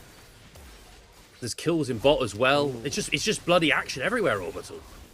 Yeah, we come back to show you a Tony Tune double to the tune of a double speed up fiddle. Potato Squad now 8 kills, 5 kills in the lead, and a 1.3k lead. In the mid lane, it's a whole different story, though, as Palu is looking to get some extra value. Paindega goes down. And these trades, they're back and forth, right? They are generally in favor of Potato Squad, as Shen is also taking a pretty decent trade in top. They are in favor of Potato Squad. And not just that, Shaco has been the recipient of a few kills here. He needs to get back into base as soon as he can. He's looking to punish Xerath again. Get that first item completed. Get that gold that's in your back pocket, on the board, on the rift, and be able to run over. Because look, even though he's down in Gold on Mundo, he hasn't farmed as much. He's sat there with 2.2k in his back pocket. He needs to be spending that money to really be effective. But he's still looking for Xerath again, who's very far up. And I love this. You just constantly be an annoyance. Now, what a quick step by the Xerath. Palu is able to walk away from this one and still throw poke backwards. The fact that the box didn't land is huge, but as you called, you really do need to see that Shaco be able to spend their gold. Vision score, though, getting revenge on the bot side, and it feels like as long as Stormy Q isn't in a lane, questionable team play can actually get some advantages for themselves. Tony Tune not happy about how that play kind of devolved there. Another stun going down, as that's going to be cleared to the backside, and Stormy Q forcefully forced to recall with 2.4k in the bank. He has now spent his money, but at what cost? Luck's taken very low. He's going to have to back off here as Zivit. It's a difficult one where you want to impact the map as much as you can as the Shaco, but you don't really find a good backtimer. And honestly, that's where your lanes start to struggle, right? Because you're not using that gold that you accrued for yourself to actually impact the map. Zyra here is flanking around, but there's a Mundo already behind her as well. She could be caught out. She's trying to be impactful, but yeah, Dr. Mundo, he's around to kill him. I mean, that Mundo can be so tanky. Kilonka, quick slap of this Zyra once more. Tony Tune trying to bring some sort of damage with the ace in the hole, but it's just not going to work. And for Potato Squad, you are off to a hot streak. Maybe it turns into your favor once again. Stormy Q now freshly bought up and shopped out. He's able to go back on the hunt into the dungeon that is Summoner's Rift. Great kill into the mid lane as we watch the top side just kind of beat each other up at that time. There's pings coming down onto the Shaco. They know he's here. They're just trying to deny him entry into the bot lane. There's a lot of easy kills to pick up there. The Vel'Koz half HP, the Ezreal too. He's going to have to jump out of this pit. He's not getting this dragon. Mundo's just simply not letting him.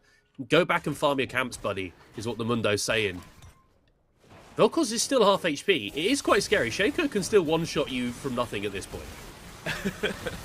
Yeah, the Dragon might not be a big one, but you can definitely be squishy, and they're going to be locked down even more. Starting this Dragon was also such a wild call. Laser from Crosswave, but Stormy Q is there, and now the Dragon has turned against you. It feels like Rob's able to slay one more on the top side of the map, but on this, I don't know what's going on here. It feels like this TP has caused so much chaos for the side of questionable team play as they are being run out of their own jungle side, and it ain't gonna stop any time soon. Rob's this beast of a Scion player, enables a flash from Tony Toon to pick up Shenpai at the end, and guess what? Poor Palu is now put in the ground.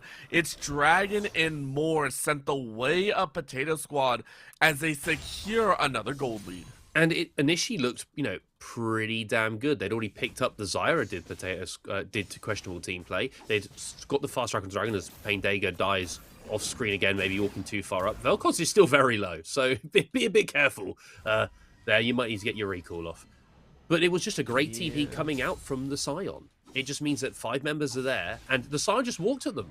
The Scion just simply walked at the enemy team off of the TP. And really, this was Vel'Koz staying a little bit too long. Look at the damage from the Zyra already. And it was a simple little donk from the Shaco that finishes him off right here. 3, 2, 1, whoop, and he's dead. And then you just move on to the next target. Scion as well, walking forward. This is the problem you have when you are the Ezreal. Like, look how much damage. You do about, like, what, 50 on a Mystic shot? Doesn't feel great. Yep. Route onto the Xerath. He's too far up. Shaco's damage is absolutely massive. He takes him down as well. Shaco's now on the board with an insane amount of gold into his back pocket. 5, 1, and 2. Stormy Q. Yep, very, very well done so far from this Potato Squad, and makes me very excited to see what that round 3 is actually going to be against the returning champs. Right, I'm curious to see how they're going to play it out. Right now, though, for Pain Dega, trying to get back in this favor, and with the Leandries already built, you are going to be chewing through a lot of HP bars. For Potato Squad, you won out a lot in the global. You got the Dragons under your belt, and you started getting some comfortable leads in the team fight. Now you need to get the lanes under control. A lot of these towers still have a lot of plates up. You need to start chewing through and opening up more of the enemy territory. And you need to just make sure that you're not overstepping too much, right? There is still ways that they can punish you here with like the Xerath poke, with the Vel'Koz poke, but overall you're in a really great spot. Hagel's trying to punish this Scion. It's a hard lane to really gank. Scion is someone that's so tanky even at this point in time. You have max HP damage, but I don't know if it's quite enough at the moment. Like, Robs is just walking and he knows he's got Shaco in support. Yeah. I mean, this is just going to be a free little axe to the back of the head. Hegel waiting for an opportunity of their own, but a nice slide through by Shenpai as you set things up for glory. However, the Shaco is chewing through your HP bar in tow. Double auto attacks are real as that's a clear and a half by Potato Squad. Really well done. Another axe to the back of the head brings Ezreal quite low. Kilanka tries to wait for some help, and you are winning out in a little bit, but no. You're not going to win the overall battle. The war is not yours at the end. A final singularity will give Zivit the win and a half. And for Palu, it was a win on the bot side, but an overall 4 for 3 in favor of Potato Squad gives them some much needed gold. And it was, like, once again, we were putting this out before the game. The Scion just walked to them. He was so healthy the entire time. He was first tanking Mundo, then he's tanking the Vel'Koz and the Ezreal at the same time. He's pretty much unkillable. Mundo's going to try and come here and deal with him. He's just got to clear the wave. He's not strong enough yet to deal with how tanky this Scion has already become. And Shaco was just, you know, autoing the one target and then moving on to the next. It took a lot to take him down. So yes, Caitlyn falls on the other side, but are you really complaining? I don't think so if you're Potato Squad. You're feeling pretty good. The gold is still very even, but so far you've got the members that need to be fed are very fed. Yes, 100%. And I mean, I give credit with Stormy Q. Stormy Q has stayed relevant. Feels like this entire game so far. True Shot Barrage even eating that one and not worried about it, but in comes that Sin United, and unfortunately Stormy Q will now be in a difficult spot. They pop right up with that pop blast, or the blast cone, and it just did not work in your favor, but you were able to clone out to safety. Now it's Lux on the run. Zivit doing their best impression of a Xerath and look for the long-range singularities. Great tag number 1, looking for yet another, but it is Herald being started up by questionable team play, who have started to get some of these mid-game actions under control and are starting to gather some of these values in there, but that's the laser that you like to see. Final spark claims Kilonka's life, and then Stormy Q snatches a second. Low HP bars equals easy fishing for Stormy Q. And Mundo's just got to run away with his tail between his legs. He should survive. He just needs to keep running. Just keep running. He's running back in. He's picked up Shaco. Well, yeah, he has. I mean, this is Hegel just getting revenge. He's just killing them. This is Hegel getting revenge for so much devastation that was there before. Nice little binding to come out as Shenpai is going to try and run interference, but I mean, can you really turn it around? Another axe to the back. Oh, you got it. Oh, you got it all day long, but you had the healing. I don't think you do. Good job by Zvet to get that rampage, but in comes Palu to help on out. And this is questionable team play, saying you worked a little bit too close into our war zone, and because of that, you will look to take your life. A final axe to the back of the head is Palu, the Comet kill. Well done by questionable team play to punish Potato Squad. Initially there, you know, Potato Squad, they give up the Herald. It looks like what they're really trying to do is just get the exit kills. They keep following them into the jungle. And of course, that Mundo isn't as tanky as he could be, right? Like, you saw how much damage the Lux was doing to him. However, it didn't really matter in the end. He's tanky enough to pick up a couple of kills and get his team into that fight. His bot lane then rotate over, gives them a chance to now play for this dragon. Shaco is already here, and he is very scary now times with the collector finished. He's doing a lot of damage, so they still need to be very wary of that. Again, there's no control wards in the inventory, so they're going to only have that one control ward that will stop him maybe jumping in, but not necessarily behind. They're going to contest this, though. Questionable team play. You know, like this. Oh, so much damage. Especially with a laser like that one. The artillery is starting to hit a little bit harder than you would like inside the pit of Stormy Q, but you go ahead and jump on out. Dragon down to about 3k. Laser around the backside. Ace in the hole barely does any damage, but a nice little wild growth will pop everyone up. Another headshot drops window quite low, but Palu sections out one more. Good smite to come in from Stormy Q, but can they get away with their life and more? They will look to try and do so. It's Stormy Q with a kill of their own, but right after their Arcane will take out Zyra. And this is questionable team play, trying to fight back. True Shot Barrage will land once more. Shenpai takes the brunt of that force, but it's still Stormy Q, making it devastating. Overall 3 for 2 in favor of questionable team play, but they lost Dragon. Potato Squad are on Soul Point. Potato Squad are on Soul Point, so yes, questionable team play do end up picking up more of the kills there. But this does mean that the next fight you're going to have to be, you know, really on point and getting that smite down and denying that soul.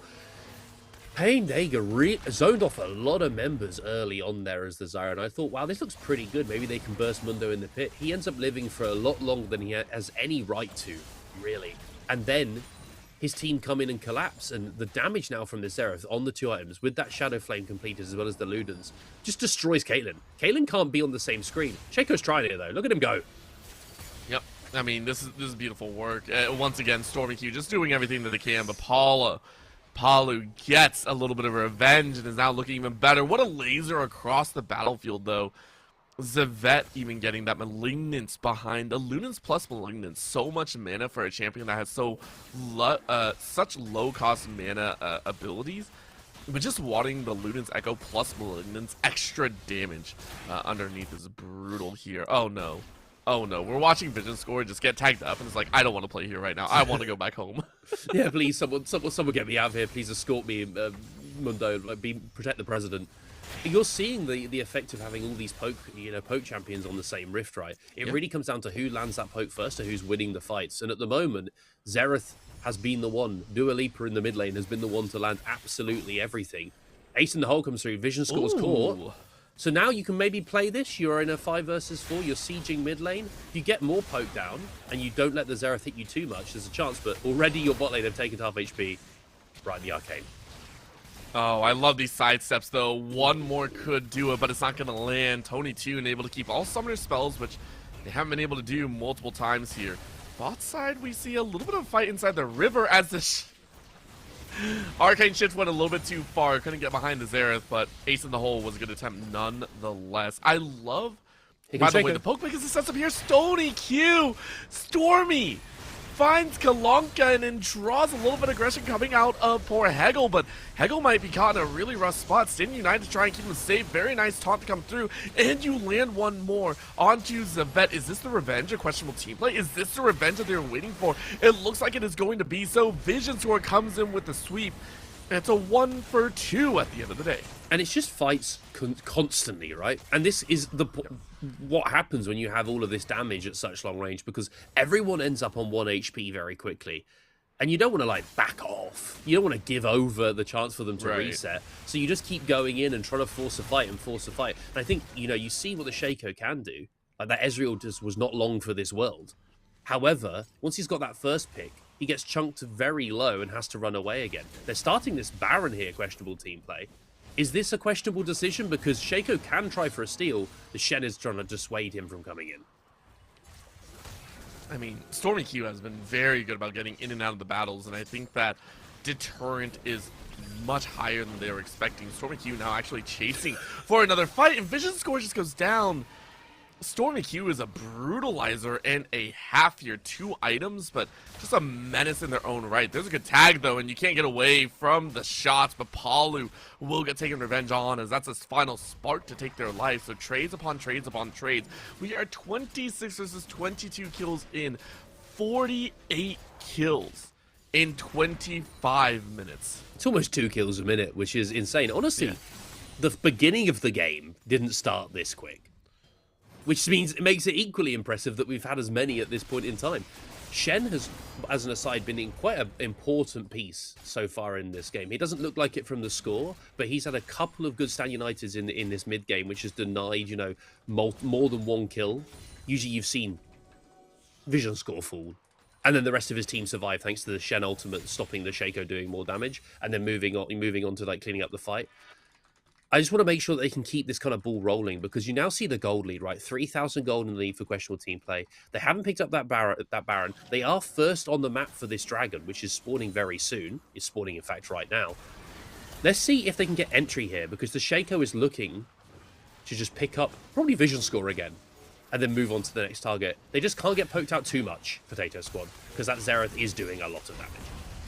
Yep, well, Laser They found Xerath this time, but that's Stormy Q to look, and they do find it. Stan United able to hold on to the right player, but still the clone does so much work. Stormy Q is going to go down, but so does Hegel on the other side. Laser across the side will cut Rob's HP in half, which means the dragon will reset. Guess who's still alive? It's Shenpai to try and dance on 3. Can you get closer? Yes, you do. And the last auto with the blade, the ninja runs rampant along the back end. This is actually doing a lot of work, as now it's just spell slinging upon spell slinging. Don't know who's going to come out on top, though, in a 3v2. I don't think Potato Squad want any more to do with this. I don't think either side really wants to be starting up this dragon now, right? You want to probably get a reset down, especially if you are questionable team play. Let's just get a reset. Neither of us have our jungler. Without that jungler, it's the most flip Drake of all time. And now, Ezreal, though, walking up in mid, could be caught out here. Nope, Zyra's just backing off. So get a reset maybe, Ezreal. The wave is now pushing in. Let's see if we can fight for this Drake again, because that was probably the best case scenario for Potato Squad, right? This Xerath is by far the most member on the side of red. Let's try and make sure that he doesn't get that much damage down, which is what they managed to do, as Shaco has walked up here, but he doesn't take any much damage for his cause. He just stealths out of there. They're first onto this Drake questionable team play. They're going to be denying this soul at 27 minutes. Oh, and I love it. Yeah, I saw that coming down, and that was funny as all heck. Stormy Q tries to get an extra, but I love the fact that every time we see Palu ult, there is going to be a Lux Laser to follow. It is just a guaranteed situation of just artillery mages trying to take each other out. It's really funny. Well, they've caught Vel'Koz. Yeah, that is actually going to be a huge catch. Pandega actually works its way out, and this is one of the most split battles that we've seen in ages. Palu getting a chase onto Stormy Q and getting a double behind. Really nice pickup on the Pandega. Are you going to get more? This is going to be a Robs trying to run for their life, but Hegel on the flip end, keeping Zavet completely zoned away. Potato Squad were looking good in the mid-game, but it feels like questionable team play has started to get the zoning, the kiting, the damage, and the wins. Kilonka picks up a kill onto Robs, and that is a grand total of a delayed ace for questionable team play. And it does also mean, like, if you saw on the bot side of that fight, that Lux was being run down by the Mundo, which is kind of what we thought as well. You can throw as many bindings as you like to that guy, but he's just so tanky, it's going to be hard to kill him. He's going to be finishing that Spirit Visage as well, which make him even less killable for the Lux. And the Shen in that fight. You see how little damage Ezreal was doing to the Sion? Well, the Shen was absolutely melting his health bar. He shouldn't fall here. He's just so tanky at this point that it has actually become a battle of the tanks, hasn't it, Orbital? And at the moment, 2 tanks is better than 1. That's true. You gotta bring the tanks to the playground. It's just another chance as King comes right at the arcane once more, and just bringing out that ult ASAP is brutal. At level 16, level 3, you have 6 shots, I believe. It is a not so fun situation to deal with. Another little punch here, as you get to see a little bit of a dip and dodge. It's starting to turn into dodgeball here. And then a single laser crashes on Tony 2's head, but a catch happens, as now it's Stormy Q, but what a laser back! Oh, Vision Score single-handedly shuts down the enemy jungle side. This is going to be questionable team play, finding a questionable engage from Potato Squad, wrecking 2 and chasing straight for Baron. And quietly, they've built the gold lead, right? It was about 3k earlier, about 5 minutes ago. It's now up to 8,000 gold almost.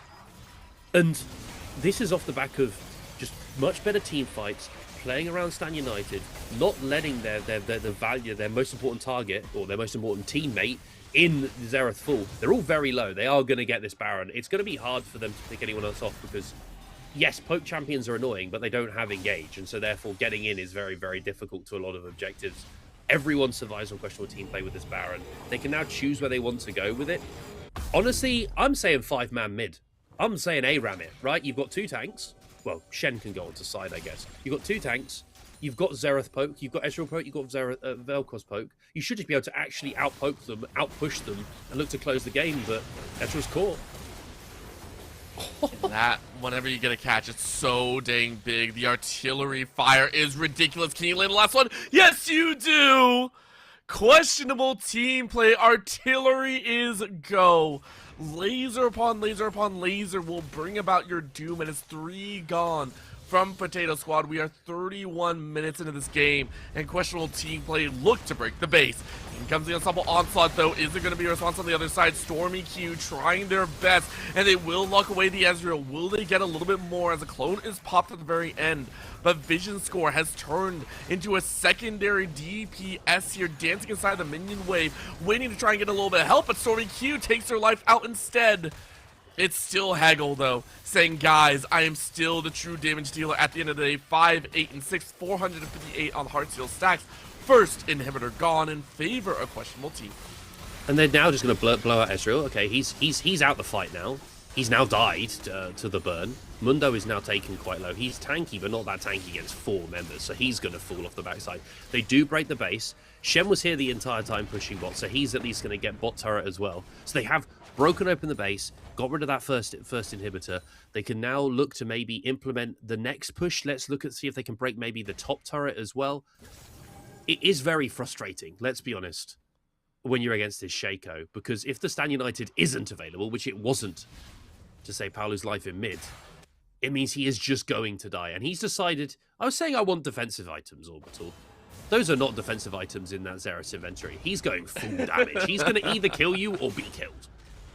I love doing this as well, because when you look on the other side, you have to give credit. You're not surviving even if you have Zhonya's or anything. Let's be honest here. Zhonya's will only delay the inevitable. So, you know what? Respect over to Paolu. You just assume that you're going to try and get a kill. Look at that. I mean, that's how you do it, man. Do it again. Do it again. One more. Oh, the Caitlyn learned how to sidestep. Anyways, I mean, Paolu, great shots onto Zavet, who had no way out of this dangerous point. Stormy Q, we're going to do it once more, aiming at that Xerath as hard as possible, but a nice double taunt will slow you down, and Stormy Q can do nothing. Shenpai with a great save for the mid laner. And questionable team play saying 2 tanks are absolutely better than 1, taking it right away from you, Rob. And not just that 2 tanks are better than 1, having 1 damage dealer with 19 kills and a full build at 30 minutes feels pretty damn good. This Xerath does insane damage. 2 shots lucked. It's hard to play standoffs because if he lands any poke onto the Caitlyn or the Zyra, they're half HP'd and they have to walk away. And then, you know, this sort of Shaco shutdown champion that he needs to be is finding it very hard against the Shen. they now have to figure something out here, Potato Squad, because they had a great early game. Let's not forget their early game was very, very good. Picking up kills, picking up the first few dragons. They've got 3 Drakes, for example, on the board, right? But now they're struggling. They're running out of steam. And this Scion, he's just not able to tank up enough. And the item diff, the wallet diff, is absolutely massive at the moment. There's essentially one more item, other than in jungle, on every member of questionable team play compared to their counterparts. That just means more damage, easier kills, and this Xerath, he's finding it easier than anyone. Yeah, I will also give a lot of credit. It's just, there is a point where it becomes almost impossible to body block everything, right? Like, for Robs, it would make sense if you have something like an Ashe on the other side. But there's only so much you can do. What a flash to the side, but you flash from, you know, the 3rd of 6 artillery shots. I mean, how can a Scion body block something that goes straight through your own body or goes over your head? I can't say Robs isn't doing his job when questionable team play just have Palu 26 and 7 on this Xerath alone. Make it 21. Make it 21, my man. Questionable team play looking good. And it's really hard here now for them to defend the base, Potato Squad, because this Shen, they've done all they can, and he's still half HP. The Mundo is now running between the 2 Nexus turrets. Oh, he's one-shot you. Oh, he's one-shot you. Scion, what's he going to do here? There's nothing. He's just watching his base fall. They can just hit the Nexus. It's over. Yep. Questionable team play. They're picking up this win in the group stage. Very, very well done for themselves. Questionable team play. 35 minutes on the dot. 73.7k. 13k in the lead. They will take victory over Potato Squad, who fought their hardest but were unable to come out with a win. A really, really big dub, though, because for Potato Squad, early to mid game really did feel like it was going to be in their favor. I have to give credit. Stormy Q was all over the map, constantly getting pressure. We saw a double kill on the bot side for Tony Tunes. And then things just kind of got out of control. I mean, we give credit where credit is due. Palu was a monster in there. Yeah, I think, you know, it's Dua Lipa. You know, I don't know any Dua Lipa songs. I was trying to make some references to Dua Lipa there, but they've completely eluded me. And that's very embarrassing as a British person for such a great British artist. Either way, they look phenomenal on the Xerath.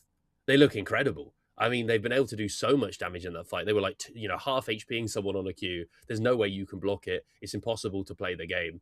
And now going into the next game, it'll be Rule 34 Urgot versus questionable team play. They have to look at maybe taking away some of these picks. I'm especially looking at the Shen, weirdly enough. I feel like giving a Shen player, a champion like that, who he'll know when's the right time to ult. He knows his damage. He knows how to play the lane. He has the builds, right? He's not sat there just blindly building Sunfire Aegis. He knows the Titanic. He knows how to play the champion. Maybe taking that kind of stuff away. Because if you're going to have these kind of more chaotic, long-range artillery fights, you don't want to be giving a team a tank that gives you a get out of jail free card. It just doesn't go well for you.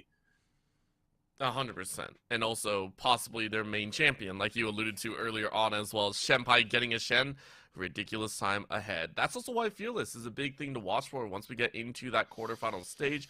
That might be something that kind of helps them out, but we are headed into our round 3 matchup, which should be questionable team play versus Rule 34 Urgots. We'll see how that one pans out as we are continuing on with the Veeam League of Legends tournament. A little bit more here in Group A. Don't go anywhere. We'll be right back. Maybe. I think we are going to be waiting a little bit longer just to make sure we get everyone set to go, because maybe we also get an interview. I know we were talking about it before as well, about doing some interviews with some of the teams and some of the players just to get their ideas and their feedback on how these matches go. So we'll see how that goes. But big ups to all the players that have joined in and also made it very, very fun. Looking forward, though, I am going to be very curious, I think, Rob, to see if it is going to be questionable team play or if it's going to be someone else that takes a larger victory here. Rule 34 Urgot and questionable team play will be playing here very shortly. Do we think questionable team play will get these same champions once more outside of the Shen? Because I know that Shen is probably going to be banned, like you said. It should be bad. You'd think, you know, I think when you're in best of ones, it's best to get rid of comfort. A lot of people will default to that, especially at this sort of level of play. And he looked really comfortable on it. It wasn't just one of these things where, you know, you get some players, you look at it and you think, well, actually, the champion I can deal with. I just think, don't even give it the chance. Let's just make sure. Just make sure that it's taken off the board. And there's other few champions here as well. I think that we're seeing, obviously, so far in the first couple drafts, we're seeing a lot more of the Vel'Koz, Xerath mage supports, the Zyra as well. Maybe taking, I know that it's not the most fun, but Engage is king against those kind of champions. I'm just saying, put it out there. Engage is king. If you play like a Nautilus, you can be enjoying some squid tentacles today if you're going to be killing that Vel'Koz, because you're going to be able to hook him in on cooldown over and over. And I think that's one of the things you can see them struggling with a little bit here, right? Your top laners are having to do an awful lot. Like Rob's in this game, last game for Potato Squad was really struggling, right? He was struggling to actually, as the Scion, get it. He had to get in there and do the damage, and it's just not that easy. It's really not that easy. It does take a little bit longer, so I do believe we're going to try and send to a break here very quickly, and then we'll get Rule 30 for Urgot and questionable team play in as soon as possible for your viewing pleasure. We want to make sure we give all the teams a little bit of a break as well, playing back-to-back. So if you want to, go ahead, take a look over on B-Stream as well. We've gotten information that I think Panic Flash and Tilt as a Service are currently playing still right now, and then next up will be Triple D and the Panic Flash to play once more. Once all those matches are concluded, we will be looking at the BO3s a little bit later on. It will be the first of the playoff matches between a lot of these teams, so don't go anywhere. The Veeam tournament will continue in just a bit. Don't go anywhere. Still us. Hello, Mike.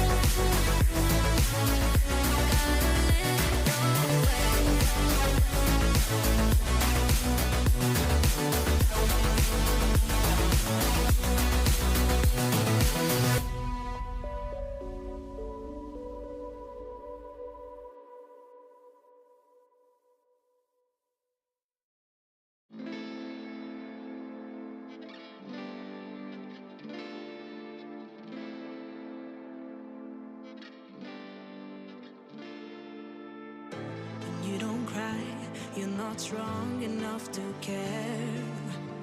Getting lost in my own pain, not in the game. One more dance to see me. I've been hoping we could try. Not to lie alone tonight. I will never have the life you stole. Now I'm keeping everything in my soul. If you call me in the night, I will ask you every time. Can you breathe with me? In another life, I'm feeling cold and you're light. But tonight, I feel it's time to override the tale. I gotta pick you up, rewind. You wicked word that crushed my mind. You put me on the line. I'm burning, run away, that's all you do. And I've got enough of you. The silence spell to get me through, bring harmony for you. Together where this pain has got to go, I've got to grow. Can you pray for me? At the 11th hour, people fail to pass the test. Holding out for a last chance, the heart to relapse. One more light to take me, and I hope that you won't try. 'Cause I don't wanna know if I get out.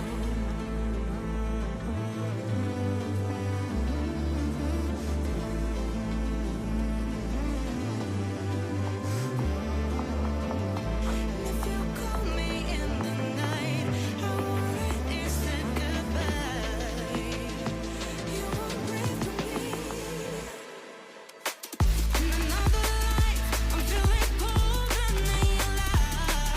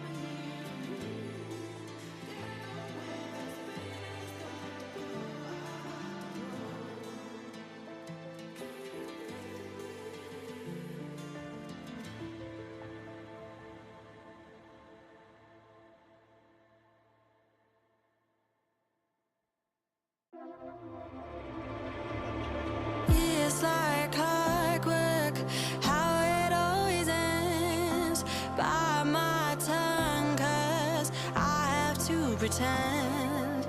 Buried all my feelings, find them in a coffin, but there's no space for healing or letting you in. Round and round is all we ever go. We can't call this love, but it's all we've ever known. Back and forth is all we have control. We can't call this love, but it's all we've ever known.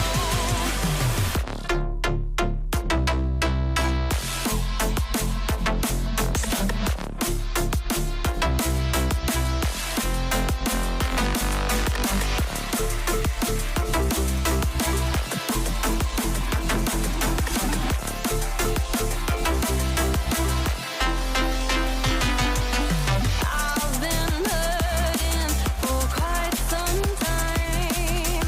Words keep falling between the lines.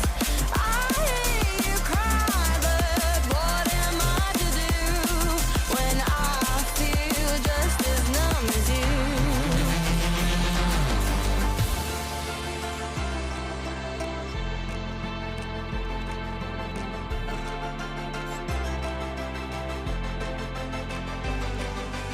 Round and round is all we ever go. We can't call this love, but it's all we've ever known.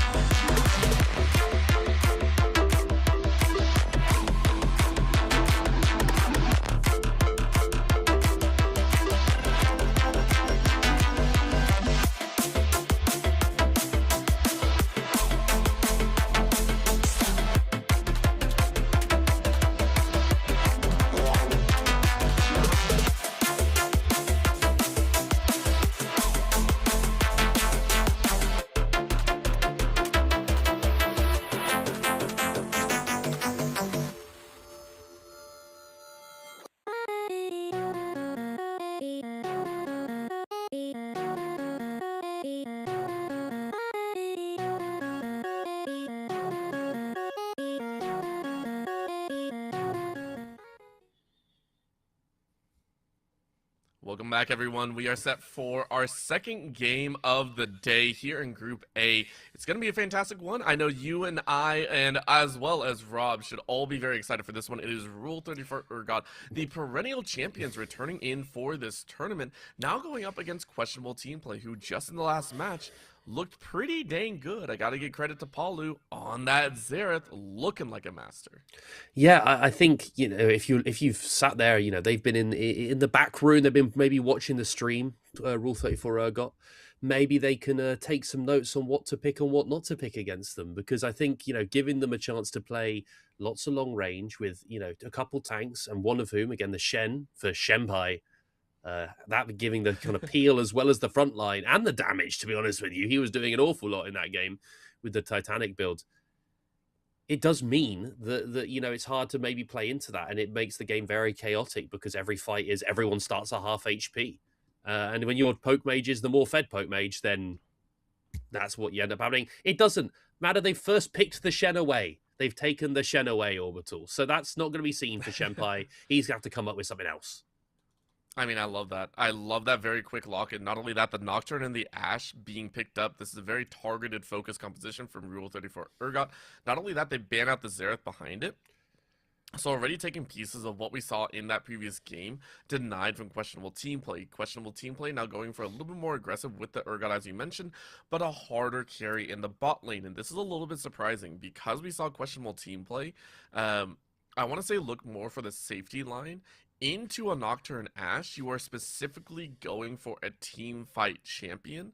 It is a very large, I want to say, calling card, and I respect questionable team play for doing it.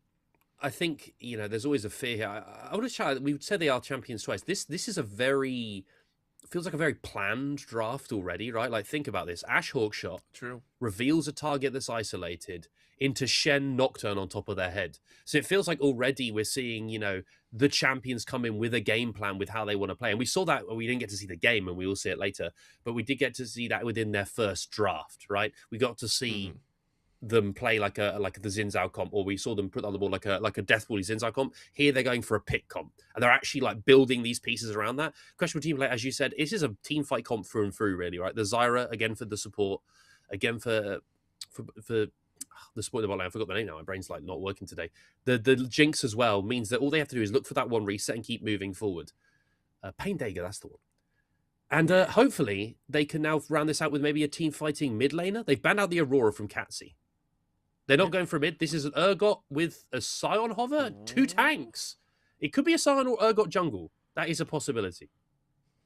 I could see the Scion going jungle. We've seen it before. It takes a little bit to clear, but it is doable. Against a Nocturne, it might be a little bit slow, but this would make the most sense when you're looking to give that mid lane a blind pick option.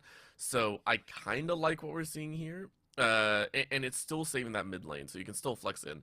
For Rule 34 Urgot, though, you are going to grab that support. A Seraphine with an Ashe still brings a lot of team fight, a lot of really great utility to the battles, and I love the fact that they locked it in so quickly. My eyes are now kind of drifting over towards that mid lane. What are you going to draft here? Are you going to grab something just straight up blind? Are you going to go a little bit crazy with it? Are you going to go for a little bit more aggressive in there? And you do. Okay, so a very methodical composition coming out, I think, from Rule 34 Urgot. This is actually very, very meta standard. Yeah, firstly, Ashe Seraphine is one of the premier bot lanes. You've gone for a Nocturne Shen kind of combination. With the Ashe as well, gives you pick. The Ahri can play off of that pick as well as make her own sort of plays happen. On the other side, Questionable team play, what they've done here is, so we start to see where these champions go. Because technically Urgot, I've seen in comp actually an Urgot jungle recently, which is crazy. I mean, it was in a Dutch league I was casting. There's a Scion jungle potential, and Airco can jungle as well, and technically Zyra, but we're going to assume that's going support. So there's actually like knowing exactly where the champions go on Questionable Team Plays draft will be another thing here. I would either like to see a Scion or an Echo in mid lane into the Ahri. However, for me, I'm really liking Rule 34 Urgot's draft here. I'm a big fan. I think you've got playmaking tools, stable laning, you've got like cover and peel, like your team fighting's pretty damn good. You get to play pretty quick, and I think Questionable Team Play, they could be exploited by getting picked off a couple times. You saw that happen in the previous game. So I'm a big fan. I'm a big fan of the blue side draft here. Yeah, and we've actually gotten word so far that over in the B stream, I think Tilt as a service has already gotten 2 wins under the belt. So this is actually going to be really big for questionable team play. You know who you're playing against, so if you can beat here against Rule 34 Urgot, you should come out with a very favorable win of their own. Questionable team play, obviously, we still got Keelden, Dupa Lipa, Shenpai, Vision Score, and Hegel. For Rule 34 Urgot, you got Devo, Katsi, Aquana, Okami, as well as Absoluteless. Rule 34 Urgot obviously still waiting off on the wings to play their second match, which was supposed to be fielded at the earlier start of the day. So big little ups to all these squads to see who is going to get that favorability and get that win here on this match. And I think, you do want to be seeded into that upper bracket, so to speak, right? You do want to make sure that you want to get that buy. You want to get that buy. That's the word I'm looking for. You want to get that buy because you don't ever want to have to deal with going through another best of 3 today. If you win here as questionable team play, you can take a break. You can sit back. Yeah. And you can relax and you can say, okay, we've got to come back tomorrow, but we're in a great spot. If you are Rule 34 Urgot, again, we'll see the result of that first game later. This is something where they themselves can also, solidify the chance in the group to actually go on to that bye, which as the reigning champions, you want to be making a statement in group stage. You don't want to be having to fight your way through a bracket as someone who's been there, done that, and won it twice before. True. You want to go ahead and keep that steady motion up. You want to be the perennial powerhouse of the League of Legends tournaments here. I know for a fact Veeam has actually hosted a lot of other tournaments, not just League of Legends, so being able to say you've been the champions of the League of Legends side for quite a very long time is something to kind of lord over your coworkers in there and give them a taste of what for. But let's go ahead and dive a little bit deeper into what this entails, Rob. My big questions right now. I mean, we know Rule 34 Urgot, they've drafted a very meta composition, but what entails that meta composition? Because we've seen that for questionable team play, they can play mid to late quite well, in my opinion. Where does Rule 34 Urgot's composition really come into play here? Is it the early? Is it the mid? Is it the late? Where does their power come from? So, firstly, laning phase. Ashe Seraphine, very strong lane, right? We're seeing here a Jinx Zyra. Ashe Seraphine can, together as a combo, play into that lane very well. It's because you don't have that Caitlyn range, you're now playing with a Jinx. Less aggressive laner means that the Ashe and the Seraphine poke can land much easier. There's not so much of a return of fire. They can play through that. These Nocturne wants to be farming till 6. Level 6 in this game is absolutely massive for this team. Think about it. Stan United, hugely impactful ultimate. The Shen just generally dictates the pace on the rest of the map and keeps a lot of your lanes safe. The Nocturne ultimate as well, it can be combined with the Stan United. They can make plays around, Ashe arrows onto unsuspecting targets. And there's quite a few targets on this team that you could maybe go for, right? Like there's 2 tanks. We ain't touching those. If you're Nocturne, you ain't going to the Urgot. You ain't going anywhere near the Sion. You're looking at Jinx, you're looking at Zyra, and you're kind of looking at Echo. You're going to be playing around that Hawk shot, and then on level 6, jumping on top of them. Ashe arrow over the top, Ahri to support. So it's all about the level 6 spikes you're seeing coming out from the Rule 34 Urgot kind of lineup. Early lane is pretty chill. It is all about level 6. On the other side, questionable team play, funny enough, they're going to have some pretty damn good team play this game because it is not a standard front to back. You've got an Echo in there, but you've got 2 chonky boys in the front, one of whom with an execute in the Urgot, and then a Jinx and a Zyra. So you've got lots of team fight potential, lots of zone control, and there's like a sprinkling of a little special something with the Urgot over the top, right? Dusk and Dawn Echo is pretty gross, to be honest with you. It has been pretty gross since they added that item. And maybe he can look for the one-shots before the fight starts. It is going to be hard. He's going to have to look for little kind of off angles, flank angles onto like the Ashe or the Seraphine. Have to see if Rule 34 Urgot give it to them because they're the ones with the go buttons and they're the ones who are going to pull the trigger first, I'd imagine. Yeah, I'd also like to kind of talk about the what I lovingly refer to as the submarine style of ultimates. You talked about the Sin United and the Paranoia. Those 2 in combination create a brutal tower dive combo as well. Having the Sin United on top pretty much ensures that you are going to see a Nocturne get 3 kills off. You are going to see the Nocturne be able to lay down a lot of extra damage underneath that tower. If you're a squishy, you're going to be in trouble. If you are the likes of that Echo, a Chrono Break ain't exactly going to save you unless you are fully healthy, unless you have time to pull that trigger in there. So I will say, I still stand by Rule 34 Urgot's composition. And I do agree for questionable team play, it's all about how you play kind of that mid game, how you're able to utilize that Echo in there, how you're able to give them a little bit of lead. And I do want to see if Palu is going to get that same type of lead that they had before, because as much as the Xerath hurt, do not get me wrong, Xerath takes a little bit more time, I think, to become that mainstay shattering champion. You need at least 3 to 4 kills. You need to get that extra item in there. As you said, the Dusk and Dawn build with an Echo can pop you off in like 2 kills total. That's all you really need before you're taking over the lane, before you're taking over a lot of the squishies. And I can't wait to see if that does follow through as well.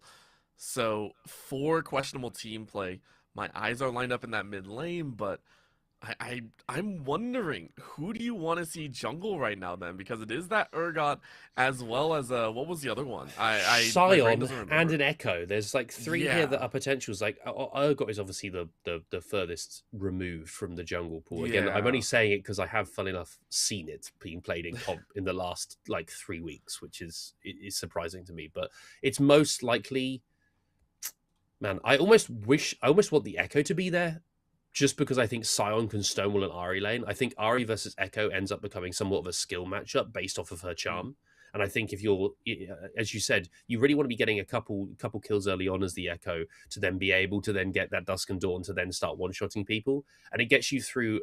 The rougher part for Echo is very early where he can't two cue the wave. He can't time winder twice and blow it up. He needs a bit of AP in his back pocket. And Ahri is very good at playing early lane, holding that charm, and then he can't really dash in. So I do think here I'd like to see weirdly Echo in jungle, but I think Sion is in the next best choice. It makes a lot of sense to go for that. If you want to be getting a bit tankier, right? Because he gets a lot of value on his W passive, the Soul Furnace, in picking up those jungle camps, so they give him extra value in that regard.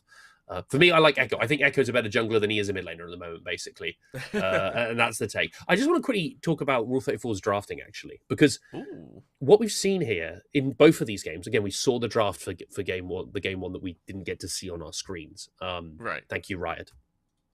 Is a lot more cohesion, right? What it feels like is when you look at like questionable team plays drafting, and I've also snuck a little look at the other stream. Some of these other teams, obviously, as pickup teams, they're playing a lot more individually, right? They're saying, this is my best champion. We're going to play this. I know I can have the highest impact on this. It's not so much about the synergy of the champions as it is about individual agency. Whereas both of these drafts for Rule 34 have been very, it's not just meta, right? It's not about it being like the best champs on the current patch. It's about them being cohesive as a draft, right? Like when we load into that draft and I see Shen, Nocturne, Ashe, I'm like, I know what you guys are trying to do. Like immediately you're setting up what you're wanting to do here. We've got a champion that gives vision to a Nocturne who has a Shen ult. And then in the previous draft we saw, they had that, they had an Ashe Karma bot lane with a Xin Zhao, right? They were playing that kind of style, if I remember correctly. Which means you're now playing like, let's buff up Xin Zhao. Xin Zhao loves enchanters. Let's run him into the team. Let's get Xin Zhao the ability to play aggressive early on. And then, big mantra ease in these fights. And let's play like this death ball style kind of composition. So already you're seeing that, as I said, they've competed before. They've shown what they can do before. It's showing to me that they've come into prepared for this. They have clearly, like, to take away the Shen on the first pick and then build a comp around making sure Shen is available to be access the backline. That shows not just the ability to play multiple champions, great for Fearless. It shows multiple drafts prepped or at least thought about, which for a pickup tournament is significantly less common. Yeah. I 100% stand by that as well. It's very impressive to see the cohesion come through.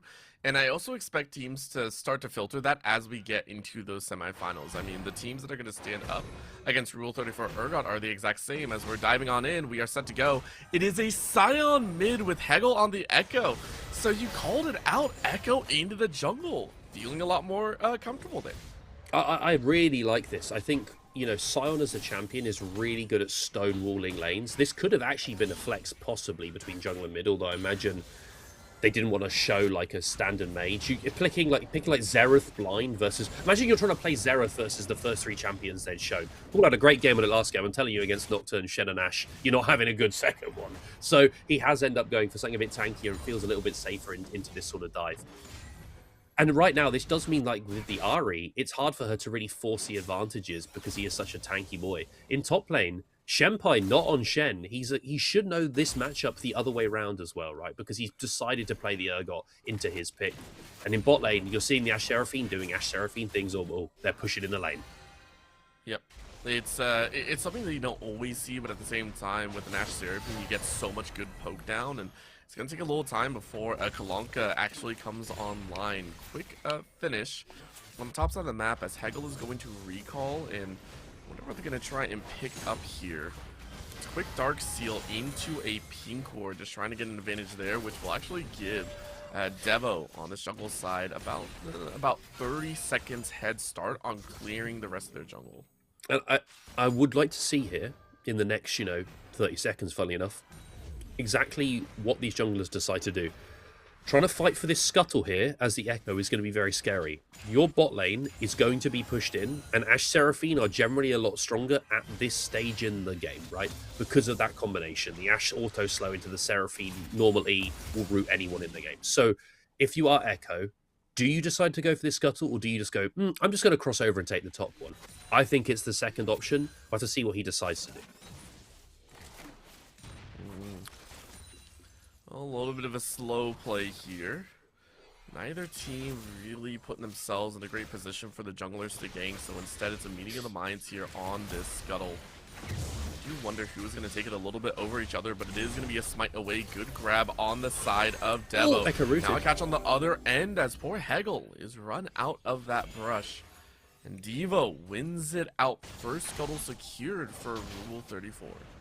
And now he's going to cross to this top scuttle. Echo had to drop taking his blue buff because his clear was a bit slower because of that base to get the dark seal, right? So now he's a lot slower on the draw to be able to get to top scuttle. If Devo wants to here, and he has the vision, has sort of the vision is in the league term, but rather the vision in terms of the foresight, he could try and have a look at these chickens. He's not. He's just going to take a reset and use the gold he's got in his back pocket, go back to full clearing. He's pinging it. He's pinging those chickens. He's saying, I know these are up. That's most likely where Echo is running. But he isn't. He's running straight through topside.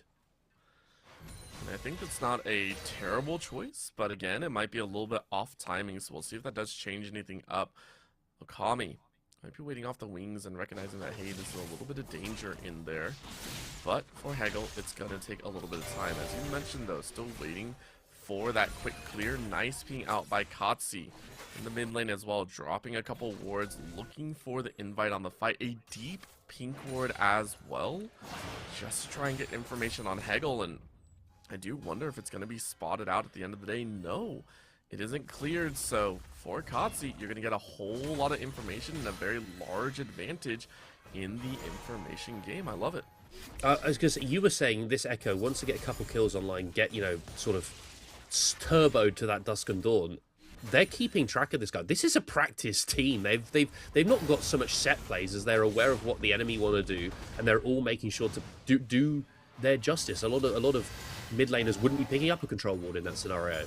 Katsy's doing that. He's saying, I'm okay with giving over 75 of my gold towards what could be my lost chapter to make sure that no one dies from this Echo, who now we know he's clearing to bot side, so my bot lane can play safe. And this Nocturne is feeling pretty great. He doesn't have to cover lanes because he's well aware of where Echo can be. And he's just matching him pace for pace. As Zyra knows he has to get the lane in, so they are just walking up there. But yeah, really great early vision control, early team play coming out from the reigning champions. I like the fact that they recognize that you aren't really going to bust on through. You're waiting for Devo to get into position, just slowly fielding them closer and closer to level 6. It's a good push out as Devo is going to take control of the spot side once more, but the multi-pings come down. Hegel has identified where this Nocturne is, so it's not going to be free. It's going to be a little bit more difficult to cover, thankfully, for this Phaelite. You're able to kind of read their intentions here. A little bit of a convergence, not going to land cleanly, but for Palu in the mid, you're not going to get that much freedom. Push out and forced to just clear the wave instead of get aggressive. This Nocturne is very close to 6 because he got that double scuttle. So let's see what he does with that first paranoia. Because he's clearing that top scuttle now. If my maths is correct, he's either that camp or one more away from 6. Let's have a look. Boom. He is 6 on that camp. My maths... I feel good about that because I was worried I'd done it wrong. He has now got paranoia. He is significantly ahead of Hegel. He can now look for a play. And to be honest with you, he's kind of on the wrong side of the map for it, isn't he, Orbital? Because does he want to jump into an Urgot? Almost definitely not. Into a Scion? I don't think you're killing it. So what he wants to do now is sequence his camps downwards and make a play on bot side. But his mid lane is already doing it, and there's a fight happening there anyway. Yeah, it's a quick little tap there. Over the wall they go. This is going to be a catch and one. What a nice charm into a Vision Score. And Vision Score is going to go down. Quick snap by Kotzi. Going to go ahead and eat that fight. And a great body block by Aquana as well to keep Absoluteless alive. Topside, we're going to see a little bit of a burn as a Fear Beyond Death might be pulled out here. And Shenpai says, I know this matchup well. I know how to defeat it as such. And getting that first kill online for questionable team play is absolutely massive because for me, I'm looking at these two solo laners as being a core that locks down the game until Echo can get into it with that Dusk and Dawn and maybe with a Shadow Flame second. Because your bot lane is going to have a hard time now. Both of Flashes were burnt on the bot side, right? Look at this play. Every single summoner comes out from the bot lane of questionable team play to survive, and one of them still falls. Nocturne is now clearing downwards. So if you are the bot lane of Rule 34 Urgot, you can let this bot wave push in slightly if you want to, and have Nocturne then look for an engage with these summoners down. And obviously on the top side, we also see here Shen unfortunately ending up falling, Shenpai killing his namesake. that is what you need to see if you're questionable team play, because I think your bot lane is going to have a really horrible time in probably about 30 seconds. Yeah, it's not going to be that fun at the end of the day, but I do got to agree that things are getting a little bit spicy here. Very controlled fights on either end. We are going to wait, though. Rule 34 Urgot. Recognizing that the Dragon might be the next big calling card, but questionable team play already there. Trying to get some information, maybe look for that first strike. It is in Chemtech, not exactly the most sought after solo Dragon, but it is one that you'll have to clear if you want to start stacking those drakes in your favor. For Seraphine, Aquana getting tagged out here. Flash is available, able to walk away from most of it. Not taking a chance though, as an arrow from downtown is going to land. They're going to turn it around. Quick paranoia into the back line, but is there any major safety? No, they don't need it as the TP came in. They are going to section off yet another fight, and a good flash out brings Devo to safety. Is you're still alive? Devo is going to run for his life, and the Scion slowed on the back end ain't going to find that kill. Rule 34 Urgot pick apart questionable team play and get 2 in their favor. I mean, if one team is questionable team play, I think Rule 34 Urgot could rename to not questionable team play whatsoever. That was an incredible team fight. Firstly, it looks like questionable team play. They've managed to try and look for a pick, or at least burn the flash off of the Seraphine. Great. Feels wonderful. That's gone down. But then all they do is they turn it back around, Rule 34 Urgot. They say, okay, Ash Arrow in, Nocturne ultimate, Seraphine ultimate over the top, lands onto, what, 3-4 members? The Ahri joins in as well. They then pick up target after target after target. We see the replay here. You see Ash Arrow first, Nocturne flies in, Seraphine ult, bang, bang, bang. It's onto 3, it's not 4, but still it's good enough. They choose to shut down the Zyra first. The Shen ult then comes down to keep Nocturne alive. I just want to point out here on the backside, Nocturne is very low.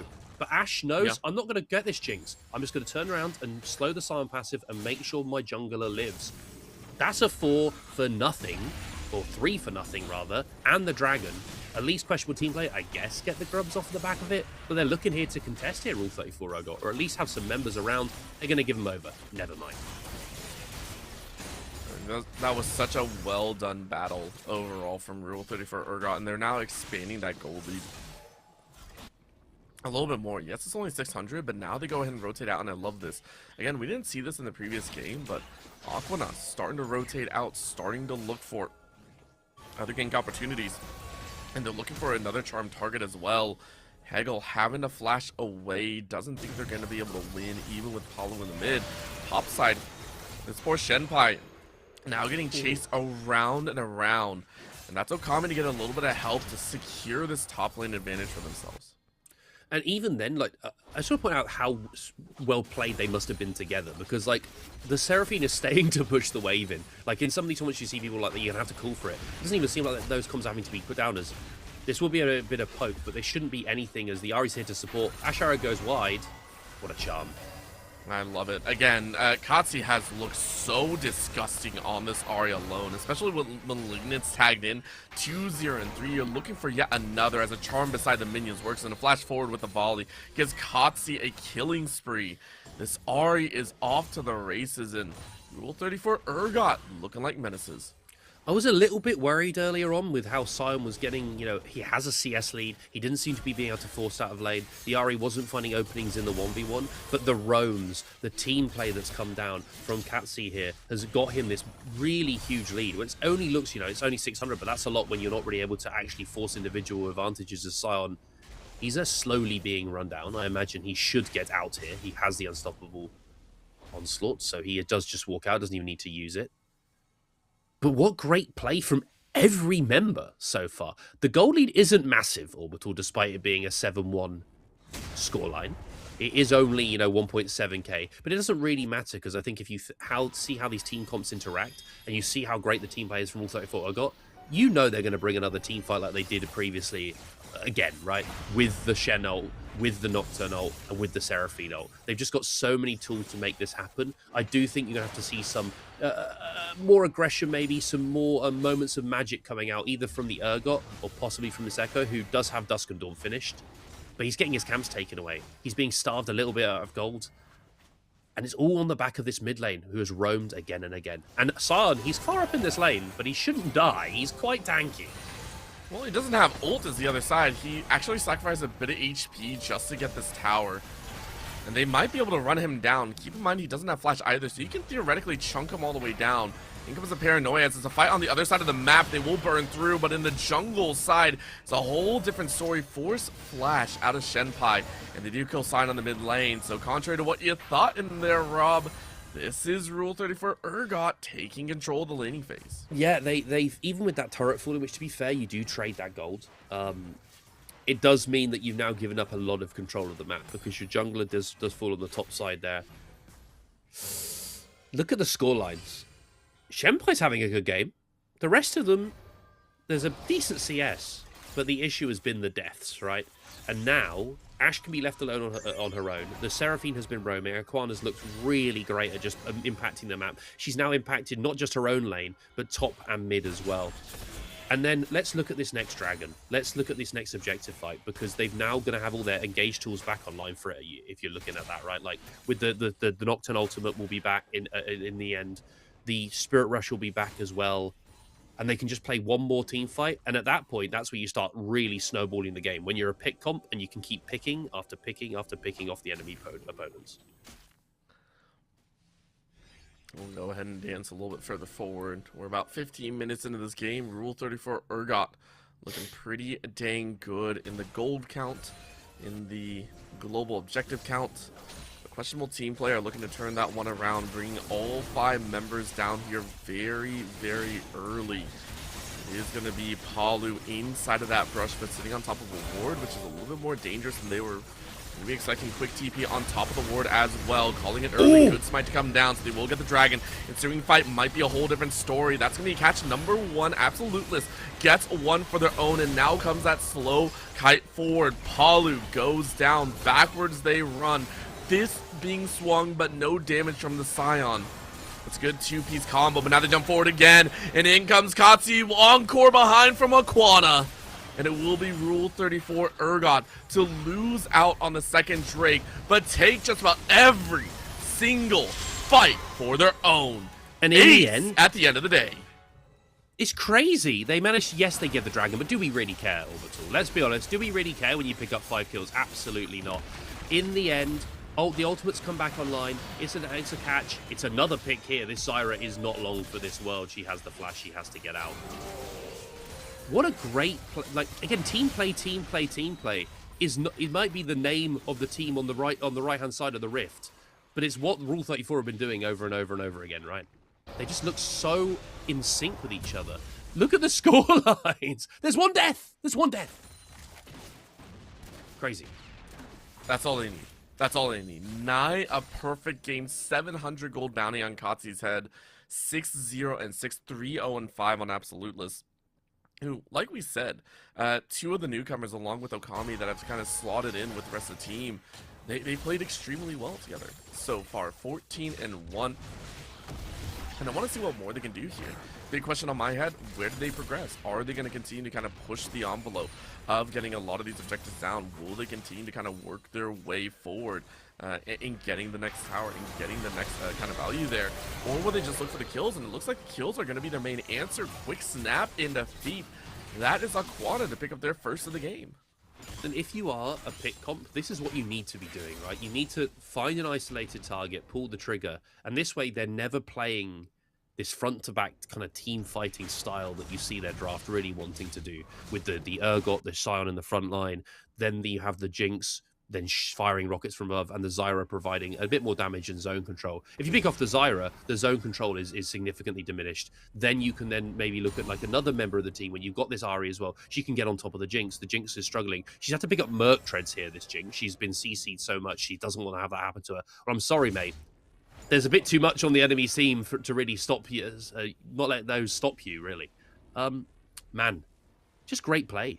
Honestly, just great play with a draft that they clearly had planned out, right? They knew what they wanted to do going into this game. They knew the champions they wanted to pick probably ahead of time. They had a vision on how they wanted to take the Shen away from Shenpai, build this composition that plays around the strengths of having a Shen on a team who has had 2 really good Stan United so far. And it's almost like in the UK we say dotting the I's and crossing the T's, where it's just about making the rest of this game look clean, because at the moment you're in a commanding position. 5k in the goldie, 6k in the goldie even. That's a great lead at 18 minutes. I feel like it's only going to continue as well. You got to go back. We can already see the Magi Soul Sealer in the hands, right? 10 stacks so far for Kotzi, who was sitting on the Dark Seal earlier.